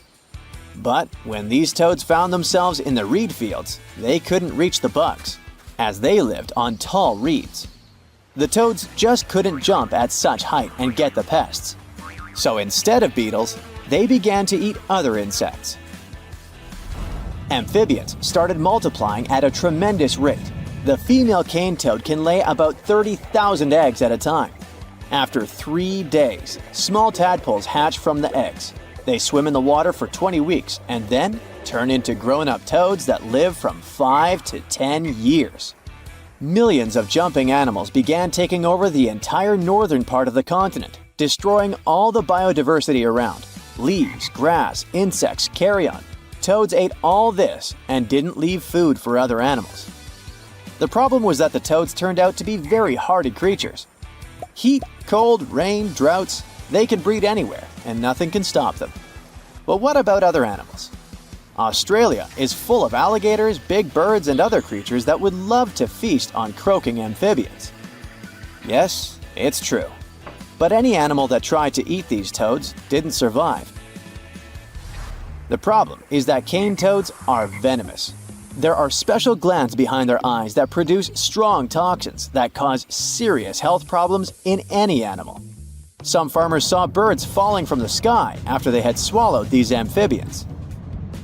More than 80 years have passed since farmers brought 100 cane toads to Australia. Now, there are about 1.5 billion of them. They have already covered 386,000 square miles, which is about the same area as the states of Texas and Oklahoma combined. And so far, scientists and biologists haven't come up with an effective way to deal with them. People tried to catch them, but it was useless. Even if you catch 98 toads out of 100 next to a small pond, the 2 remaining toads can produce 30,000 eggs per night. Nature may be able to restore balance when some animals with immunity to toad toxins appear in Australia. But at the moment, cane toads are unstoppable. How can we stop the uncontrolled population of mosquitoes that are dangerous to humans? The correct answer is to create 735 million genetically modified mosquitoes and mix these 2 groups. All over the world, many species of mosquitoes carry infections that cause serious health problems to humans. almost no one likes mosquitoes. These buzzing insects prevent us from sleeping, and their bites are incredibly itchy. Many people would probably be happy if these creatures disappeared from the face of the earth. And scientists might have found a way to make this wish come true. Only female mosquitoes bite us because they need food to produce eggs. So, scientists released genetically modified male mosquitoes with a special protein in their bodies. After two mosquitoes come into contact, this protein is transmitted from the male to the female and then prevents it from producing offspring. All this happens before the age when females begin to bite. So, females can't create offspring, which means they don't need to bite people and animals anymore. And the more of such proteins scientists spread, the smaller the mosquito population will be. It sounds good, but about 240,000 people have signed a petition to cancel this experiment. Many scientists believe that the disappearance of one insect species can lead to a biological catastrophe. Nature is a complex, balanced system where the slightest change can lead to serious problems. Mosquitoes are a food source for many reptiles and amphibians. The extinction of mosquitoes can trigger the disappearance of many species. It's like a chain reaction of catastrophes, the end of which is unknown. Nevertheless, modified mosquitoes have already been released in Florida, and it seems that nothing terrible has happened. The good news is that people have fewer health problems after that. Moreover, since 2019, about 1.5 billion mosquitoes have been released worldwide. It has saved millions of lives and hasn't disrupted the delicate balance of nature yet. Recently, scientists have released another group of safe mosquitoes in East Africa. Well, let's hope that scientists have everything under control. Invasive species are not always mosquitoes, flies, or amphibians. These can also be large animals, such as feral pigs or super pigs. These pigs are a mix of domestic swine and wild boar. There are already almost 7 million feral hogs in the south of the USA. Thanks to people's efforts, these animals haven't spread to the north yet, but the danger to the northern states comes from Canada. Pigs were brought there in the 80s to support agriculture, but in the early 2000s, wild boars lost their popularity. They just stayed in the wild, and farmers were sure that those animals wouldn't survive the harsh Canadian winter. Oh, how wrong they were. Wild pigs turned out to be hardy, mobile, and capable of rapid reproduction. These animals dig and tear up the ground, eat almost everything they come across, and thus take food from other animals. By the way, other creatures can become their lunch too. Wild pigs attack mice, geese, ducks, and some species of deer. They trample crops, grass, and flowers and are not afraid of anything. They're like natural bulldozers. Any farm is in danger of extinction if it's in the path of thousands of super pigs. And people can't do anything with them. The northern states understand that an invasion is imminent, so they're preparing for a long battle. Super pigs love swampy areas with tall grass. Canadian and American farmers will try to drive them into more open areas and fence those places off. The plan is not perfect, but it can slow the pigs down and save some time. It was hot in the tropics, a type of heat unknown to the men aboard the Nina, the Pinta, and the Santa Maria ships led by Italian explorer Christopher Columbus. It had been months since these men left their home cities in Europe, and until then, Europe was all they knew. They were given a difficult and even dangerous task. Spain hired Columbus to find a new western route to Asia. They needed new routes for trading and buying spices, but it was far from a simple job. I mean, crossing the ocean never is. Little did those sailors know that their lives were about to change forever. "Land in sight!" someone must have shouted on board. But when they finally stepped on that new foreign land, they discovered they were not in Asia. They had landed in the Americas. You've probably heard this tale before. Historically speaking, Columbus arrived in the Americas in 1492. But what would have happened if Columbus's ship had faced a lethal storm in the Atlantic Ocean and had never made it to the new land? What would today's history look like? First things first, nobody discovered anything. When we say that the Americas were discovered, we're kind of ignoring the millions of people who already lived there. You see, the Americas were only discovered from Europe's point of view. Columbus would only have discovered something if when he got there, he was faced with acres and acres of empty land. But that was not the case at all. Second, Columbus was not the first explorer to land in the Americas. Believe it or not, the Vikings approached American shores in the 10th century. Their expeditions have been well documented and accepted by scholars. Here's what might have happened. Around the year 1000 CE, Viking explorer Leif Erikson sailed to a place called Vinland. Cute name, huh? It's now a region in Canada called Newfoundland. But his crew didn't stay too long. They arrived to find 10 Native Americans napping under their overturned canoes. They attempted some trade, but I'm guessing the Vikings weren't too friendly and the Americans didn't really like them. The Vikings' account of the encounter shows they felt outnumbered and menaced, so they sailed away back to their land. That makes sense, right? As I said earlier, there were millions of people living in the ginormous continent of the Americas. Any foreigner would be outnumbered there. Now take a look at what North America looked like before our buddy Chris got there. It was not divided into the normal states we're used to.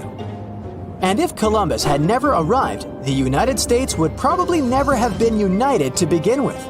After all, there were hundreds of first Americans living in these lands, and they lived amongst their own tribes, quite different from the Europeans. It's not accurate to think that there were no political systems going on in the Americas before Europeans arrived.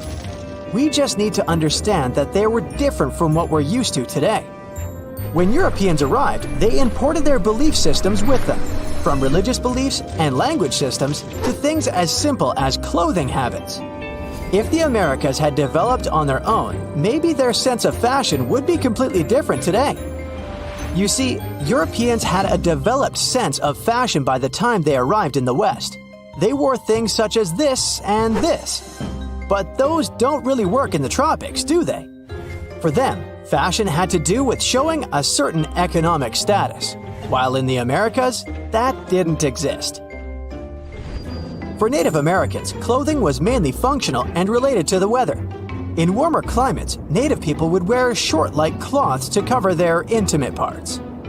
They would walk bare-chested and use shoes known as moccasins. Yes, similar to the moccasins you probably own.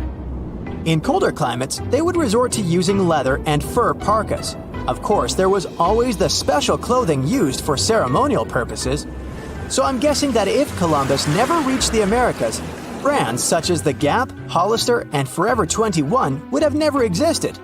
But we could live with that, couldn't we? Here's a wild thought.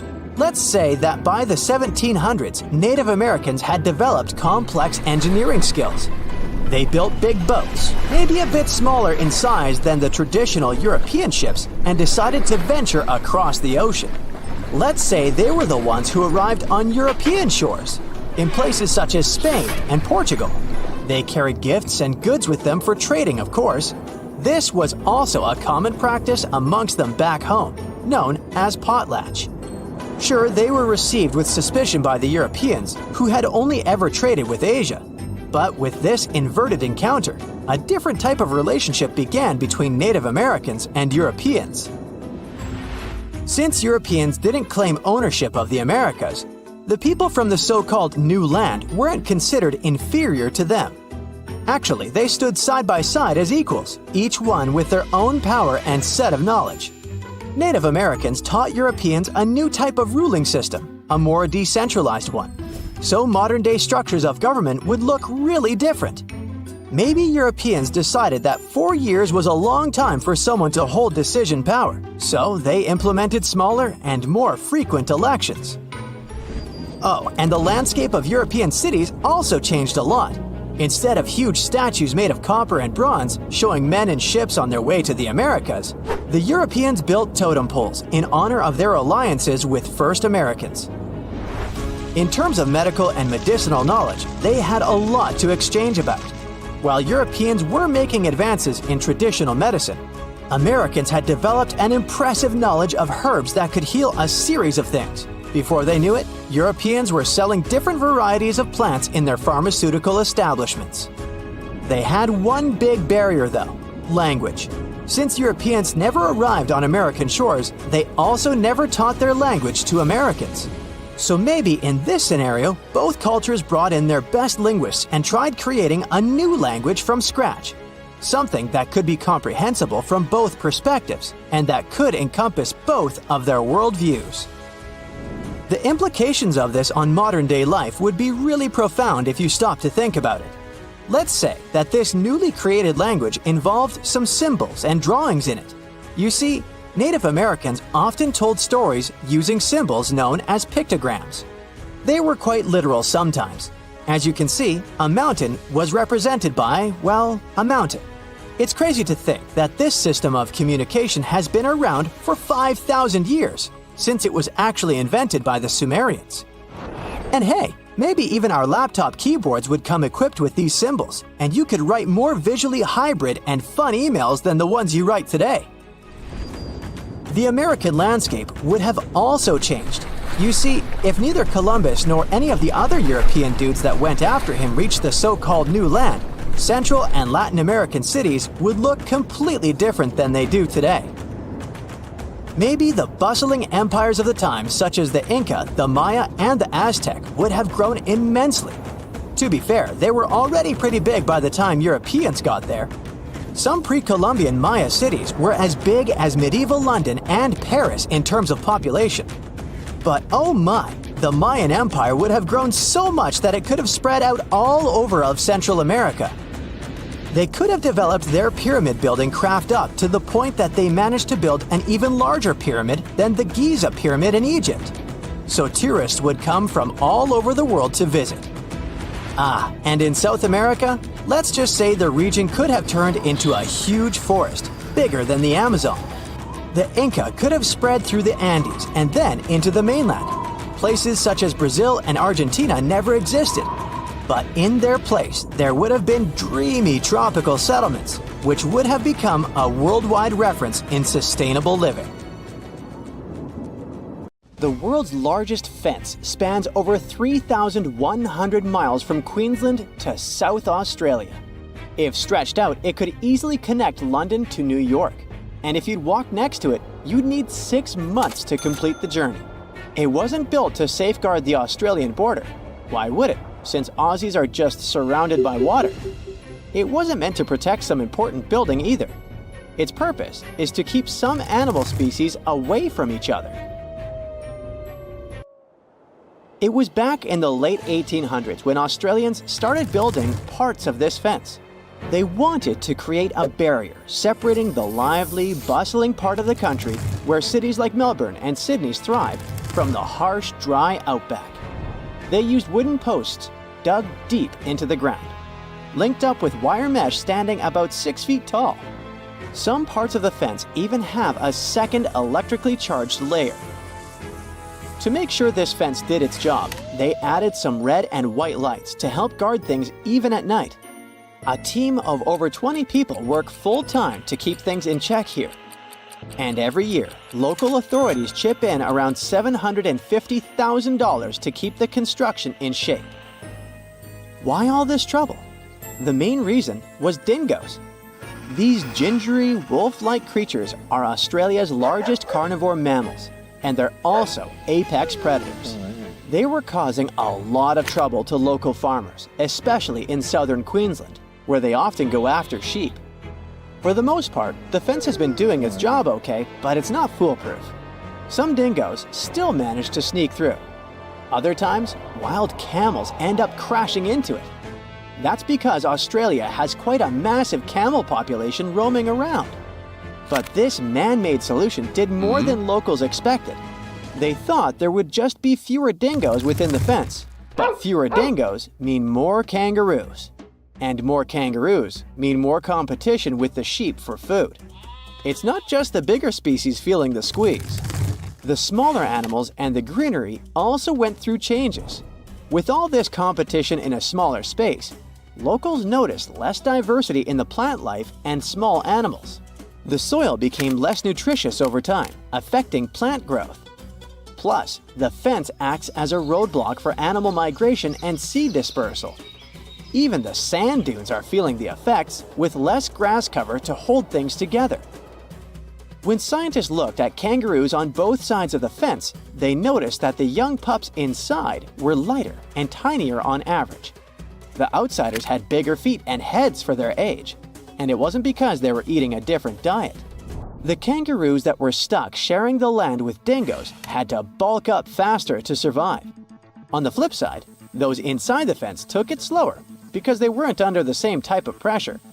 These had to compete with a lot of other creatures for food, so a bigger size wasn't a priority anymore. Researchers are still not sure if this difference is a quick fix or a long-term gene adaptation. What about domesticating dingoes? Wouldn't that help? Many think dingoes were once pets in Australia, but it's not known for sure. These days, they're pretty wild, just like wolves, hyenas, or coyotes. Most of them don't need packs to survive and are solitary hunters with sharp instincts built in. So taming them isn't going to be easy. Still, taking down the construction is not an option for now. Australians are so strict when it comes to making sure dingoes are kept away that they even put laws in place for people who mess up with the fence. Leaving a crossing gate open can put people behind bars for up to 3 months. Damaging the fence can cost people 6 months' worth of their freedom. It wasn't the first time Australians thought a fence could help with animal issues. Before they needed it for dingoes, they experienced a serious bunny invasion. Cute as they are, rabbits were damaging the land used for farming, so locals thought of a 3-part fence. The first one stretched all the way from Ravensthorpe in the south to Pardue Station on the Pilbara coast.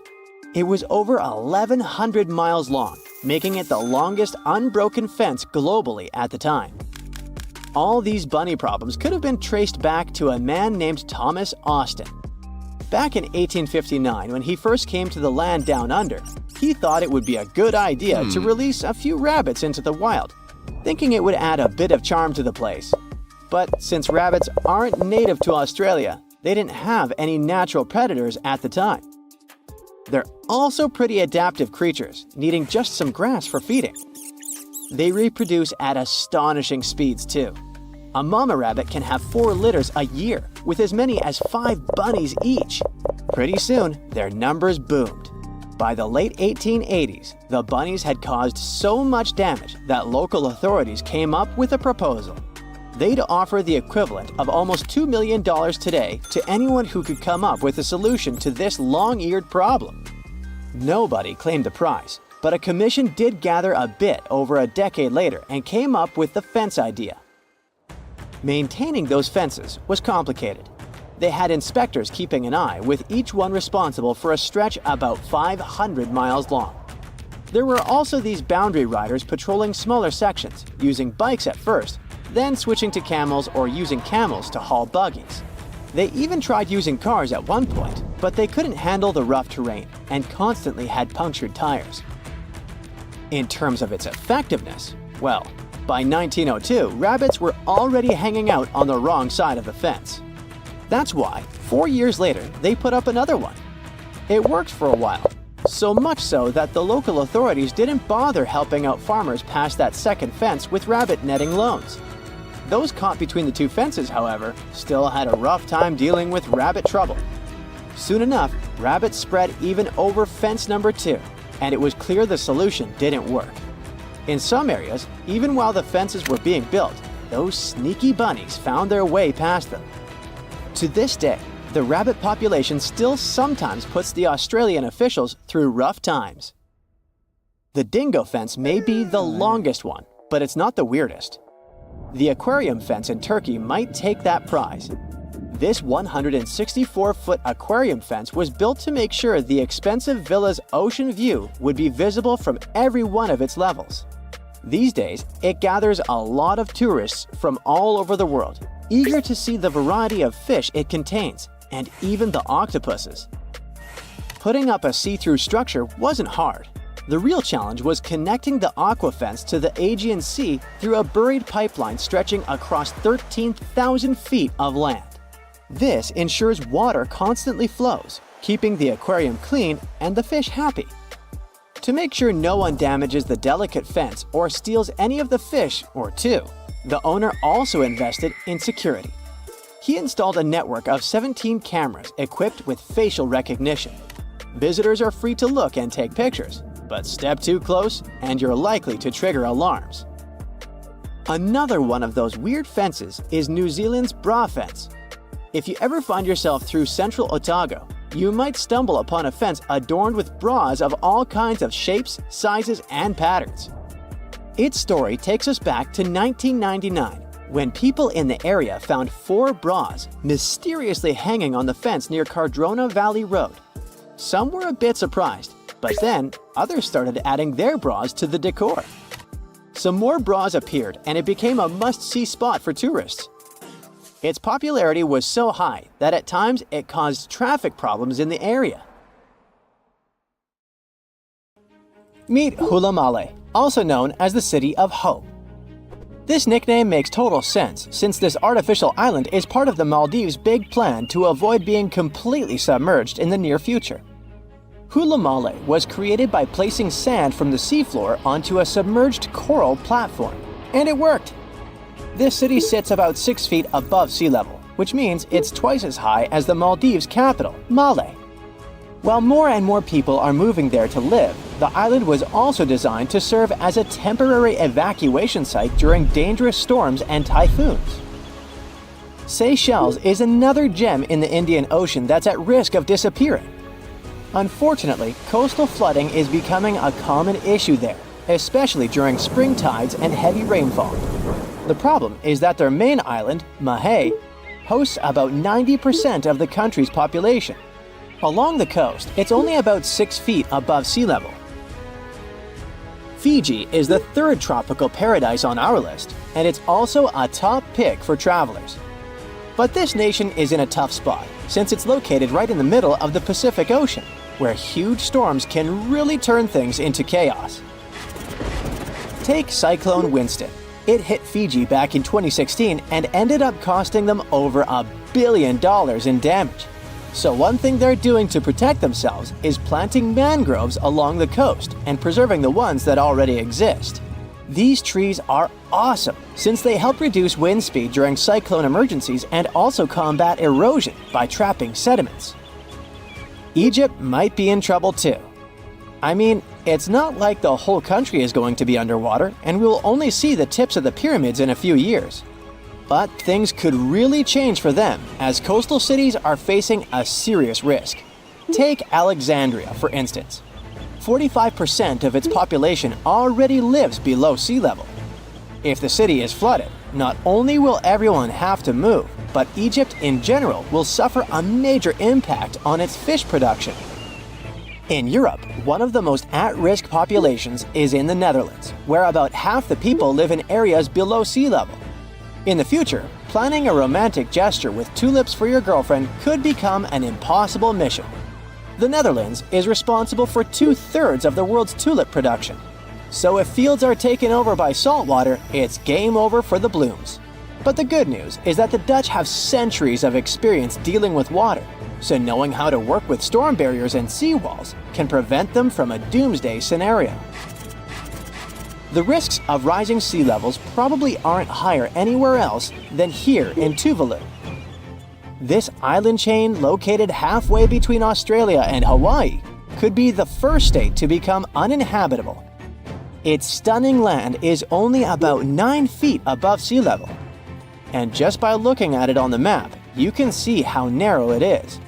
In fact, the narrowest part in Fongafale is only about 65 feet wide.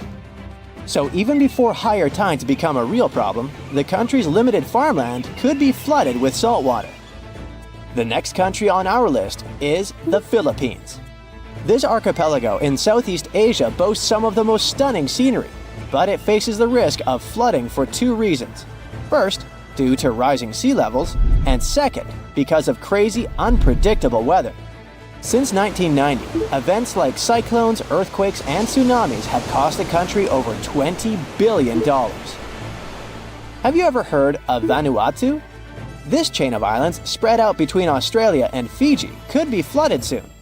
Vanuatu was one of the first Pacific nations to relocate an entire community to a safer spot. Back in 2005, residents living in risky coastal areas of the northern island of Tegua moved to higher ground. Next up, the Marshall Islands, a country located in the Central Pacific. Studies show that 40% of the buildings in the capital city, Majuro, could end up underwater in the future.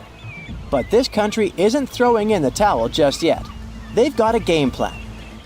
They are fortifying the infrastructures of their low-lying airport, relocating key buildings to higher ground, and putting up seawalls on rural islands.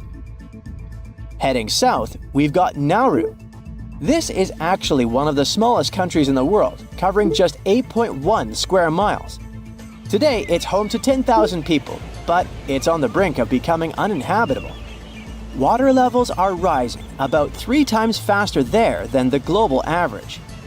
The Buada Lagoon sparks special concern since it's the only surface freshwater resource, and it's located only 16 feet above sea level. Our next stop in the Pacific Ocean is the Republic of Palau. Rising sea levels are no joke for them either, but protecting their crops, especially taro, is a priority at this moment. About halfway between Hawaii and New Zealand lies Samoa, and this country is dealing with a unique situation. Not only is the volume of water increasing there, but their land is also sinking. You see, a couple of strong earthquakes and tsunamis hit Samoa back in 2009. So as the crust bounces back to its original position, the overall land surface is actually going down. Because of this, their housing and main infrastructure could take a serious hit, especially since all their airports are along the coast. Let's head to Kiribati. This Pacific nation has a big problem with frequent flooding because most of its people and infrastructure are near the coast. Apart from the volcanic island of Banaba, none of Kiribati's land is more than 6.5 feet above the ocean. To tackle this situation and keep their population safe, they had this big idea of making a massive floating platform, kind of like the ones oil companies have. But the problem is that it would cost them a fortune, as the project is estimated to be around $2 billion. If visiting Vietnam is on your bucket list, you better hurry up. The top 10 things to do there mostly involve cruising to jaw-dropping spots like down to Ha Long Bay, also known as the Descending Dragons Bay. But by 2050, the surrounding land over there might be underwater. Another huge problem Vietnam is facing is that the main rice fields are getting salty. And if you're into Vietnamese food, you know how important rice is for them. Right now, they're especially concerned about the Mekong Delta region being vulnerable. After all, this is a highly fertile area responsible for most of Vietnam's agricultural output, with over 50% of it being, rice. This nation is really putting in the effort to adjust to this new reality. They're flushing the rice fields in the Mekong Delta with fresh water to get rid of the saltiness. Our next stop is in the Caribbean Sea. Grenada is an island country, but you may know it as the Island of Spice, since its tropical climate is just perfect for cultivating things like nutmeg, cinnamon, cloves, and ginger. Unfortunately, Grenada and its incredible fertile soil also face an uncertain future of being submerged. Let's talk about the last country on our list, the Solomon Islands. 5 islands in this archipelago have already vanished beneath the waves, and 6 others are submerged by 20%. They include the Nusa Evili Island, which was once a hotspot to go to for a picnic in the early 2000s. Even though the situation is complicated, it's important to note that more than 300 of the islands there are inhabited. One thing about the Solomon Islands is that it seems like they're always in some kind of recovery mode, since the country often gets hit by tropical cyclones and flash floods. Their population is already working hard to save their homes from the rising seas by building stone walls along the coast, planting mangroves and constructing houses in higher areas. Now, when you think of Norway, things that come to mind are the sun that never sets in the summer, unbelievable nature, the fact that it's one of the happiest countries in the world, even white bears that freely roam in the wild. I'm guessing they're happy too. Already planning your trip to this dream country? Well, don't rush. You'll have to review your budget. Fuel there is 10 to 15% more expensive than in other Western European countries. A meal at a cafe for one person will cost at least $30. Plus, consider yourself lucky if you manage to find a hotel at $100 a night. If you Google the most expensive country in the world, you'll see this list. Switzerland, which is memishly expensive. The United States, duh, been there, know that. Luxembourg is not a surprise either. And then, all of a sudden, you see Norway. Just so you know, a family of 4 would need over $4,000 a month just to exist in Norway. And it doesn't even include rent. Specialists say that Norway is around 7% more expensive than in the US. Norway is a bit weird though. Usually the richest countries have national currencies that are stronger than the US dollar. Take Swiss francs, for example, or the Kuwaiti dinar, which is literally the boss when it comes to currencies. Like one Kuwaiti dinar can snag you $3.25 US. Now, here's where the mismatch comes. The Norwegian krone is dubbed the weakest currency in the West. Well, how come? In the wild world of global currencies, the Norwegian krone used to be a tough player known for smart money moves. But surprisingly, it is now the weakest currency in the West, taking a big hit in the last decade. It has fallen hard against the US dollar and euro, causing concern for central banks and money folks worldwide. The oil price roller coaster is a major factor in the krone's struggle, as Norway relies heavily on oil exports. But even with oil prices relatively high, it remains historically weak against major currencies. The weak Norwegian krone is affecting everyday folks too, with prices rising on almost everything due to heavy imports. Inflation is growing, leading to interest rate hikes by the Norges Bank. High interest rates are hurting the housing market and making life more expensive for Norwegian citizens.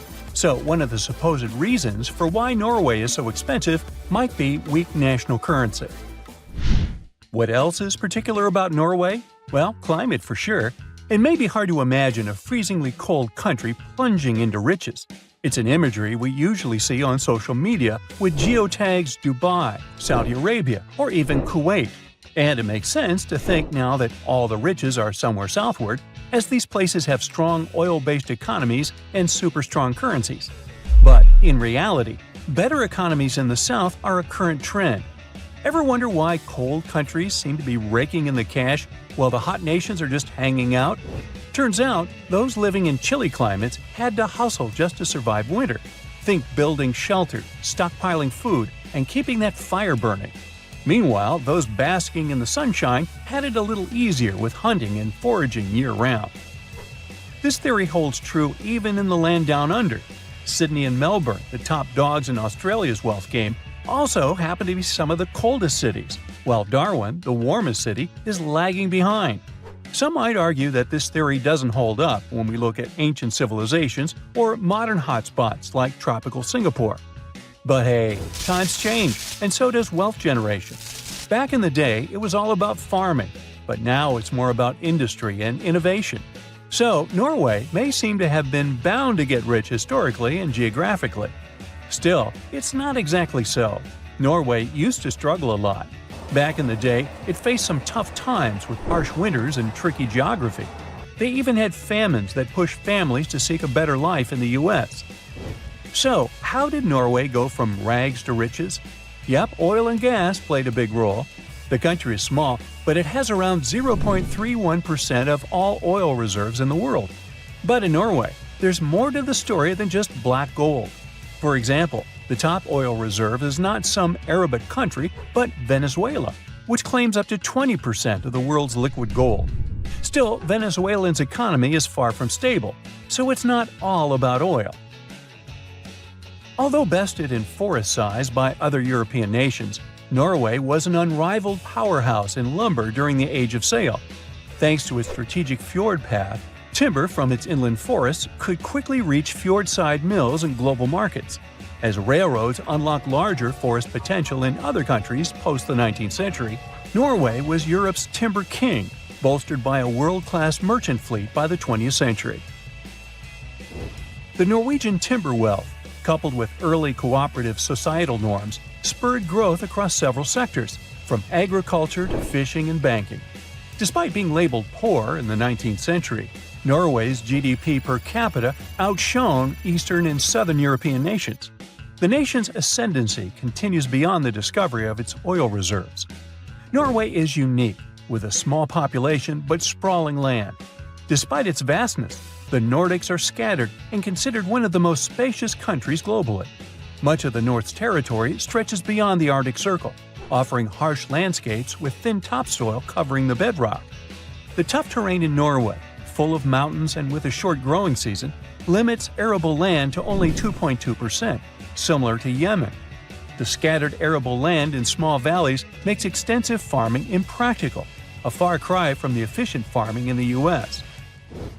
With a huge chunk of land and coastlines, but a small population, Norway makes some serious cash from its reserves. Plus, nature has been pretty kind in Norway, with rich fishing grounds, hydropower from rivers, and power from cold waters. And only then comes the little thing called oil.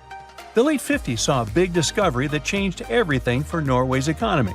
Fast forward to today, and petroleum activities have been a major game changer for Norway, feeding its economic growth and funding its welfare state. But Norway didn't just sit back and watch the money flow in. They made smart moves, like creating a sovereign wealth fund to manage their oil wealth for the long haul. The fund sees some big bucks, currently standing at 1.7 billion Norwegian kroner, or over $160 million US. Norway uses the interest from this fund to boost its annual budget, ensuring top-notch healthcare, education, and welfare for its citizens. And here's the kicker: Norway's not resting on its laurels. They're investing in sustainable technologies, like offshore wind power, to secure a bright future beyond oil and gas. Now, Norway may be expensive, but it can't compete with the world's costliest place to live, Monaco. It's almost 4 times more expensive than the global average. So, if you're looking to rub elbows with the rich and famous, look no further than Monaco. With property prices soaring to an average of over $50,000 per square meter in 2022, it's no wonder why this tiny country is a magnet for the la-di-da. However, there's a place that's particularly expensive for tourists, and I'm not talking about tourist traps. Neither Oslo nor Monaco can beat the prices in, well, take a second to make your guess. Ready? Welcome to Ashgabat, Turkmenistan's capital.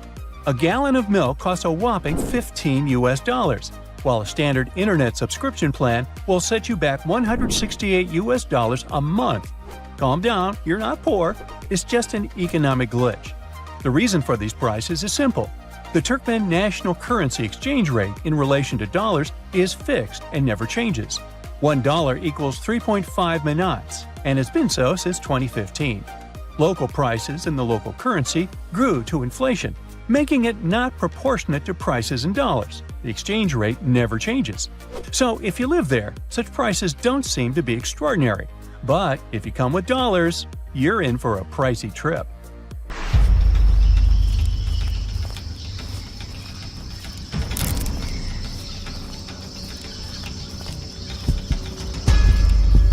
There are bridges in the Indian state of Meghalaya that are created entirely of living tree roots. The bridges are made up of tangled thick roots that makes them strong enough to hold over 50 people at a time. The Khasi and Jantia tribes became masters in the art of growing these insane bridges. They need them to cross the streams below with ease. Some of these bridges are over 180 years old.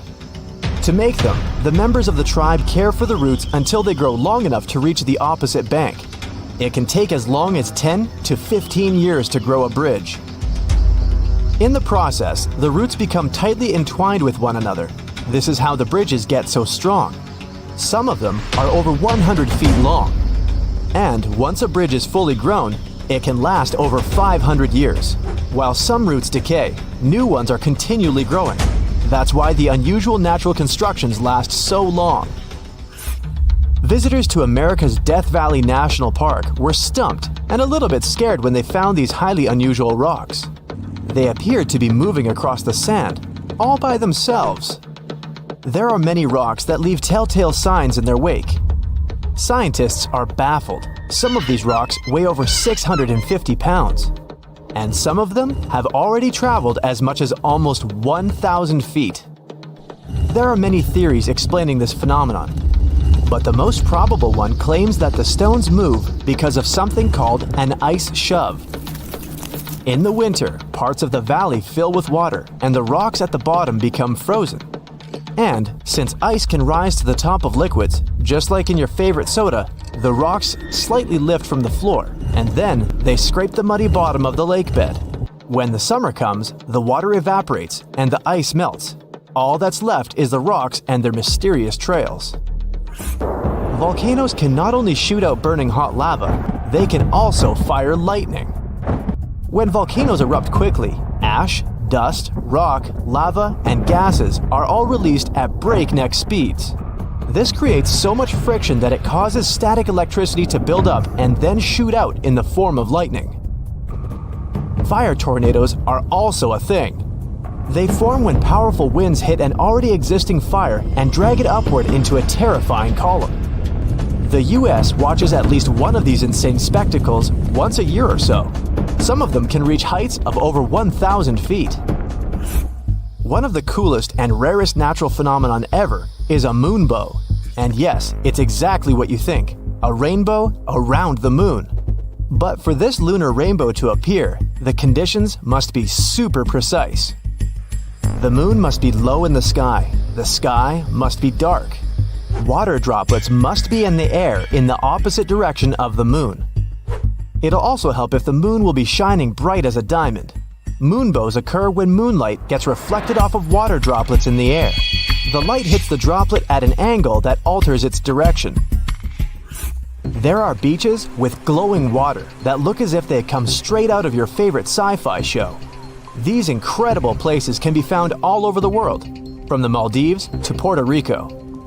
The mysterious glow is caused by tiny marine algae that live under the water's surface. They give off a bright light whenever waves and currents move them. And beaches start glowing blue, green, or red every time the tiny algae get agitated. Take a flight over the emerald woodlands of Western Australia, and you'll be surprised to find a series of bubblegum pink lakes. If you manage to venture down to the lakes, you're in for a treat. Their waters are completely safe to swim in. Not only will it make for the perfect Insta-pic, but this water also has incredibly high salinity. This basically means you'll be able to float on its surface.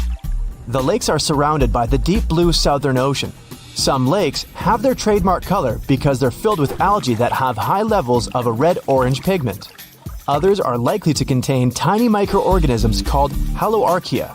They look red or pink when there's a bunch of them together, and there are people who believe that the lakes have this hue because they're full of bright pink prawns. Light pillars are colorful beams of light that either jet up from Earth towards the sky or shine down from the clouds. Usually, they only occur in cold temperatures as they form when the sunlight gets reflected off of ice crystals floating in the air. The higher the crystals are in the air, the taller these bright and colorful pillars become. They're most common at sunrise and sunset. There are hidden caves all over the world that are filled with glowing light. This light comes from hundreds of glowworms that have made a cozy home in the caves. Some of the caves are more than 30 million years old, and most of them can be found in New Zealand and Australia. The worms themselves don't actually glow, but baby worms called larvae form silk strings made out of mucus. These strings form nets. It's these nets that can illuminate the entire cave. Their purpose is to attract flies and other tasty insects for the glowworms to munch on. Rainbow trees are 100% a real thing. Hailing from the Philippines and Indonesia, these colorful wonders are called rainbow eucalyptus or rainbow gum. The rainbow hues are created by the contrast in colors of old and new bark. As the thin surface layers of bark peel away, they reveal newer ones with brighter, more eye-catching colors. The brand new bark is green, then it changes to purple, then red, and finally brown. This is because the trees contain a substance called chlorophyll. It makes the bark green. As each strip of bark ages, it loses chlorophyll and slowly changes its color. In a desert, you can find beautiful and unique roses made entirely of crystals. They form when sand particles get trapped and compacted during the rain. The quick switch between wet and dry conditions forms the crystals. The crystals, in turn, form a circular series of flat plates. This makes them look like intricate rose petals. And the whole process of their production is 100% natural. Next time you're taking a dip in the ocean, watch out for water spouts. These are basically water tornadoes. In the US, this crazy weather phenomenon is most common in the Florida Keys and the Gulf of Mexico. They often form during storms but can develop on completely calm waters too. Water spouts appear when two wind gusts blowing from different directions hit each other. The collisions make the air move upward, and it drags the water along with it too. Take a look at this. Looks like a forest, right? After all, there are many individual trees here. Well, it's actually just one giant tree. This is the Pando Aspen Grove in Utah. Underneath all that soil, there's a hidden network of roots connecting all these trees together, all 47,000 of them. Technically, this makes the aspens just one massive tree. No one knows how old the Pando Grove is. Some people say it's at least 80,000 years old. Others argue that it's closer to the age of 1 million years. Hidden in upstate New York, there's a mysterious fire that never goes out. What's even weirder is that the fire is concealed behind a waterfall. The flame is around 8 inches tall and it stays lit thanks to a natural gas seep behind the waterfall. The rocks around the waterfall shelter the flame, meaning it barely ever goes out. Think of animals that climb trees. We've got monkeys, cute little sloths, koalas, and most importantly, goats. Wait, what? Goats in Morocco have taught themselves to climb trees so that they can reach their favorite snack, tasty argan fruit. And farmers love this too. Once eaten by the goats, argan nuts pass through their digestive tract and farmers collect them. These nuts are really useful. When they're roasted, ground, mashed, or cold pressed, they turn into argan oil. It works wonders for hair and can be extremely expensive. No surprise farmers are so happy. In Mongolia, dinosaurs used to live, and now there are as many horses as there are people and 10 times as many sheep there. It's the emptiest country in the world. The capital has been moved 28 times, and they even have their own Olympics. So Mongolia is located right here, on the plateau of Central Asia, right north of China. It's the 19th country in the world by land area, but it only has a bit over 3 million people. It's like the population of Los Angeles, but having a whole country to themselves. If we don't count Greenland, Mongolia is the country with the lowest population density. It has only 2 people per half a square mile. The United States has 37. Well, that is if we only count people. Mongolia has a lot of livestock, about 67 million. It's 20 times more than the number of people there. Half of that livestock is sheep. Yet of all their animals, the most prestigious one is the horse. There's a traditional saying, a Mongol without a horse is like a bird without wings, and it explains a lot. A person with many horses is considered wealthy, but don't picture huge farms with big stables filled with horses. In Mongolia, having stables is more of an exception. Horses there roam free outside all year long. It costs next to nothing to sustain a horse there because they roam outside and even find food themselves, and the country's nature provides them with enough. Winter is tough because everything is covered in snow, but horses can separate grass from snow. They get frail by spring due to a lack of food, but recover very soon after winter is over. A family can have a sacred horse in their herd. It wears a blue scarf around its neck and is almost never ridden. People there do love their horses, and this tender relationship goes centuries back. There are many songs, stories, myths, and artwork featuring horses. In the Mongolian language, there are about 500 words to describe the traits of horses, and over 200 words to describe the coat color and pattern alone. Horses have a spiritual meaning too. It's believed that they have spirits that can help the owner, and they are also believed to be a transport to heaven, so they were often sacrificed after their owner's passing. Apart from domestic animals, the country is home to some endangered species. Plus, back in the day, dinosaurs roamed the land. The first ever discovered dinosaur egg was found right there.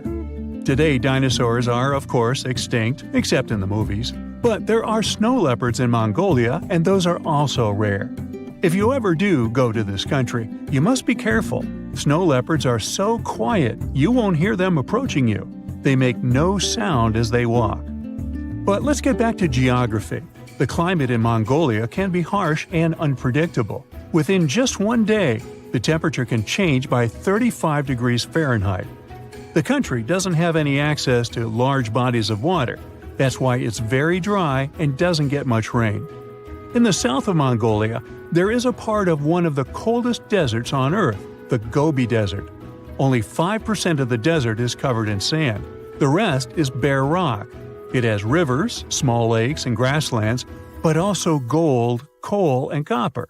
So it's not a very typical desert, but still a desert. Rain clouds don't reach there because of the Himalayan range that keeps the area in the shadow. The desert is expanding every year, because of climate change, of course, but also because of deforestation and changes in land use.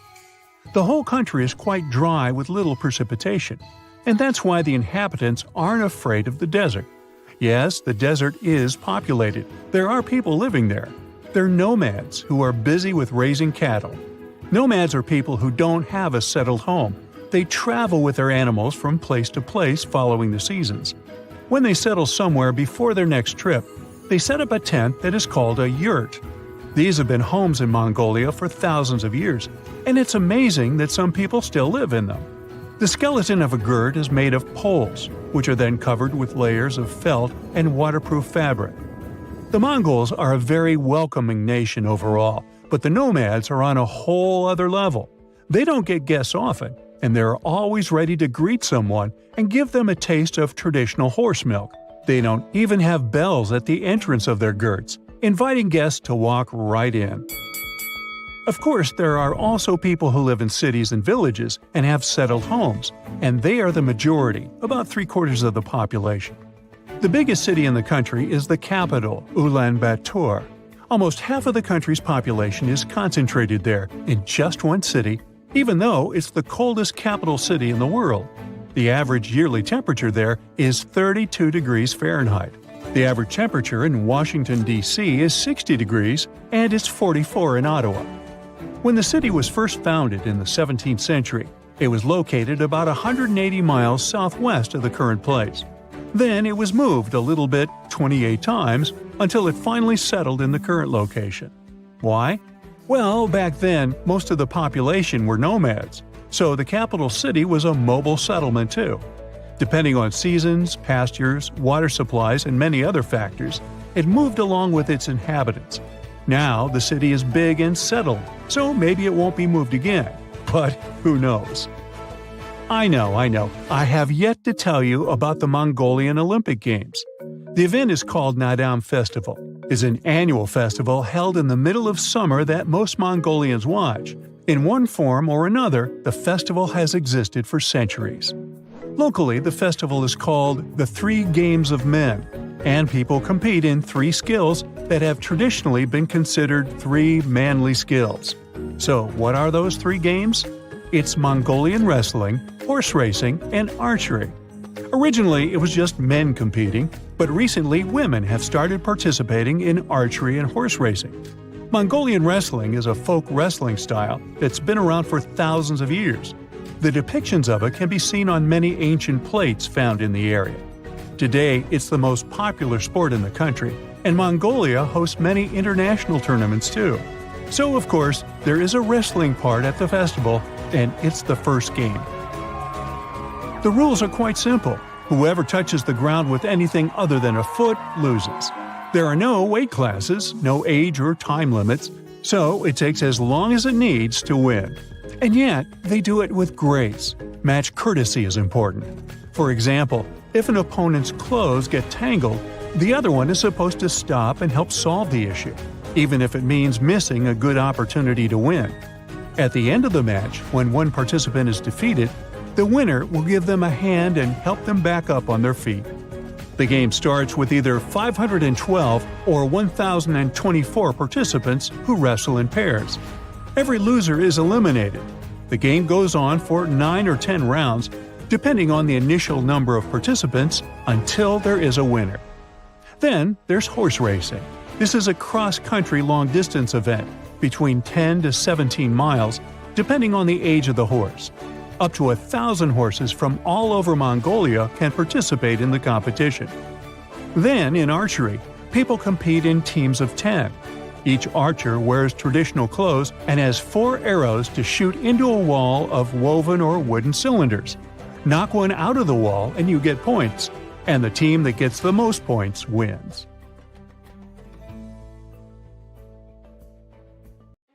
So it turns out that so-called rich countries are facing a big problem. People are not having kids. Not enough, at least.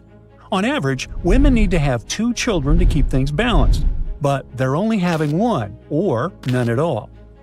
This issue comes down to the fertility rate, or simply the average number of kids a woman is expected to have in her lifetime. When that number's too low, it means more people are passing away in these countries than being born, and that can destroy the economy. Think of a rich country – the US, Germany, Japan. Great! Pick any wealthy nation you like, and I can promise you one thing – its fertility rate is below 2.1, and that's a problem. Here's why. Meet Mary and John, and over here we've got Jack and Lucy. That's 4 people total. Now, both couples get married. Mary and John have 2 kids, but Jack and Lucy only have 1. Now, what does that mean? Simple math – we're down by 1 person. And if this keeps happening, generation after generation, the population starts to shrink. The situation gets pretty scary when we zoom in on certain countries. Take Spain, Italy, or Poland. These countries have some of the lowest fertility rates in the European Union, with women there having, on average, just 1 kid. And that's a big problem, because it drags down entire economies. Picture a triangle. Young people and workers at the bottom and the elderly at the top. In many rich countries, that bottom part is shrinking fast, with fewer babies being born each year. So it's like this triangle is flipping upside down. Fewer young folks and workers, but more and more older people. With fewer workers and more retirees, the economy struggles to stay balanced. It's like the domino effect. Fewer people working means fewer people paying taxes. Meanwhile, the older population at the top keeps growing. And now we have a way bigger group depending on pensions and stuff like Social Security. So we're left asking, who's going to pay for all these retirements? Now, some countries are in hotter water than others, and South Korea is really feeling the heat. They've got more and more people getting older, while fewer and fewer babies are being born. In fact, they've got the lowest fertility rate in the world. In 2023, it hit rock bottom. 0.72 births per woman. Now, personally, I don't know how you can have 3/4 of a kid, but hey, that's statistics for you. Meanwhile, if things keep going like this, Korea's population could shrink by half by 2100.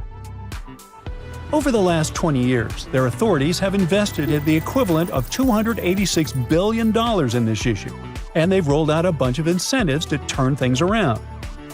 First up, pocket money. If a married couple in Korea decides to have their first kid, the government hands over about $10,000 split into monthly payments to help out. While that might sound impressive, it's only about 3 times the average monthly wage. And in Seoul, one of the most expensive cities in the world, that doesn't go very far. Next, a home. Paying rent in Seoul is insane, but the government doesn't want people to leave the capital because of it. So they're stepping in. Recently, they've promised to give families around $300 a month to help with housing, until the kid turns 2. Then again, $300 seems great, but it only covers about 11% of the rent for a 3-bedroom apartment in the city center. And last but not least, health care. Hospital bills are covered, but the couple must be married, on paper and everything. South Korea came up with all this to fix the problem. Otherwise, their population might get older, poorer, and more dependent on others for care. But when you think about it, all these incentives really come down to one thing: giving out cash. Even so, their demographic problem hasn't gotten any better, so the authorities had to come up with more creative solutions, like offering jobs with flexible hours for parents with kids under 5. And they can borrow things like toys or strollers from the government, totally for free. So, why don't women want to become mothers? There's a bunch of reasons. But one of the most important is work. Women are getting more education and grabbing more opportunities in the job market than ever before. But a lot of jobs have crazy hours, with people working late every single day. So many women get stuck in that cycle, waking up early, going to work, coming home late, and sleeping. Then it all starts over the next day. They don't have time to meet a partner, and even less time to raise someone. In fact, education in general is one of the biggest reasons why birth rates are dropping. Spending so many years in school, then in college, means women are pushing back the age they have their first kid. Once they finish their education, they often want to focus on work and building their careers before starting a family. So they're not becoming moms in their teens or early 20s anymore. And by the time they hit 30, things aren't much better. Sure, they might finally land a stable job, but most employment policies still don't offer enough support for childcare. But it's not only education. Younger generations are getting delayed in, well, everything. I mean, it's way harder for them to tick off all the adulting boxes, like having a well-paying job or buying a nice house. And these things are usually a big part of whether people decide to start a family or not. Another reason people aren't having kids: putting a new human into this world is expensive and time-consuming. The average childcare costs in Australia, for example, have gone up faster than inflation. School tuition, even for public schools, takes a big chunk out of parents' budgets. Think about it: computers, uniforms, field trips, extracurricular activities. All that adds up to the cost of financing someone's education. Over 13 years, parents spend over $80,000 on public education. And if we're talking about private schools, that number jumps up to almost $350,000. And don't worry, these costs are just for one kid. Now imagine having 2 or 3. So what is the solution? Well, there are 2 ways to tackle the problem that don't involve pushing the population to have more kids. Nations can keep their population healthier and employed longer, like what Singapore is doing. They're putting a lot of effort into raising the retirement age, offering midlife training, and encouraging companies to hire older workers, like those over 69. Another way is to encourage people from other countries to come in, especially young ones who are ready to work. That's, for example, the strategy Canada uses. Now, if the goal is really to get women to have more kids, a lot of countries use the baby bonus strategy, basically giving money and benefits to families, just like South Korea does. The problem is that some experts say it is pretty ineffective, as financial incentives don't address the complexity of the issue. For them, what these wealthy countries need to do is offer better career and housing opportunities for young people, like giving incentives for companies to offer more flexible hours or work-from-home options for young parents. They also need to push strategies to lower the cost of housing, especially in big cities. Plus, they need to focus more on the aging population, using technological innovations to support them. That would help not just parents, but families as a whole. So,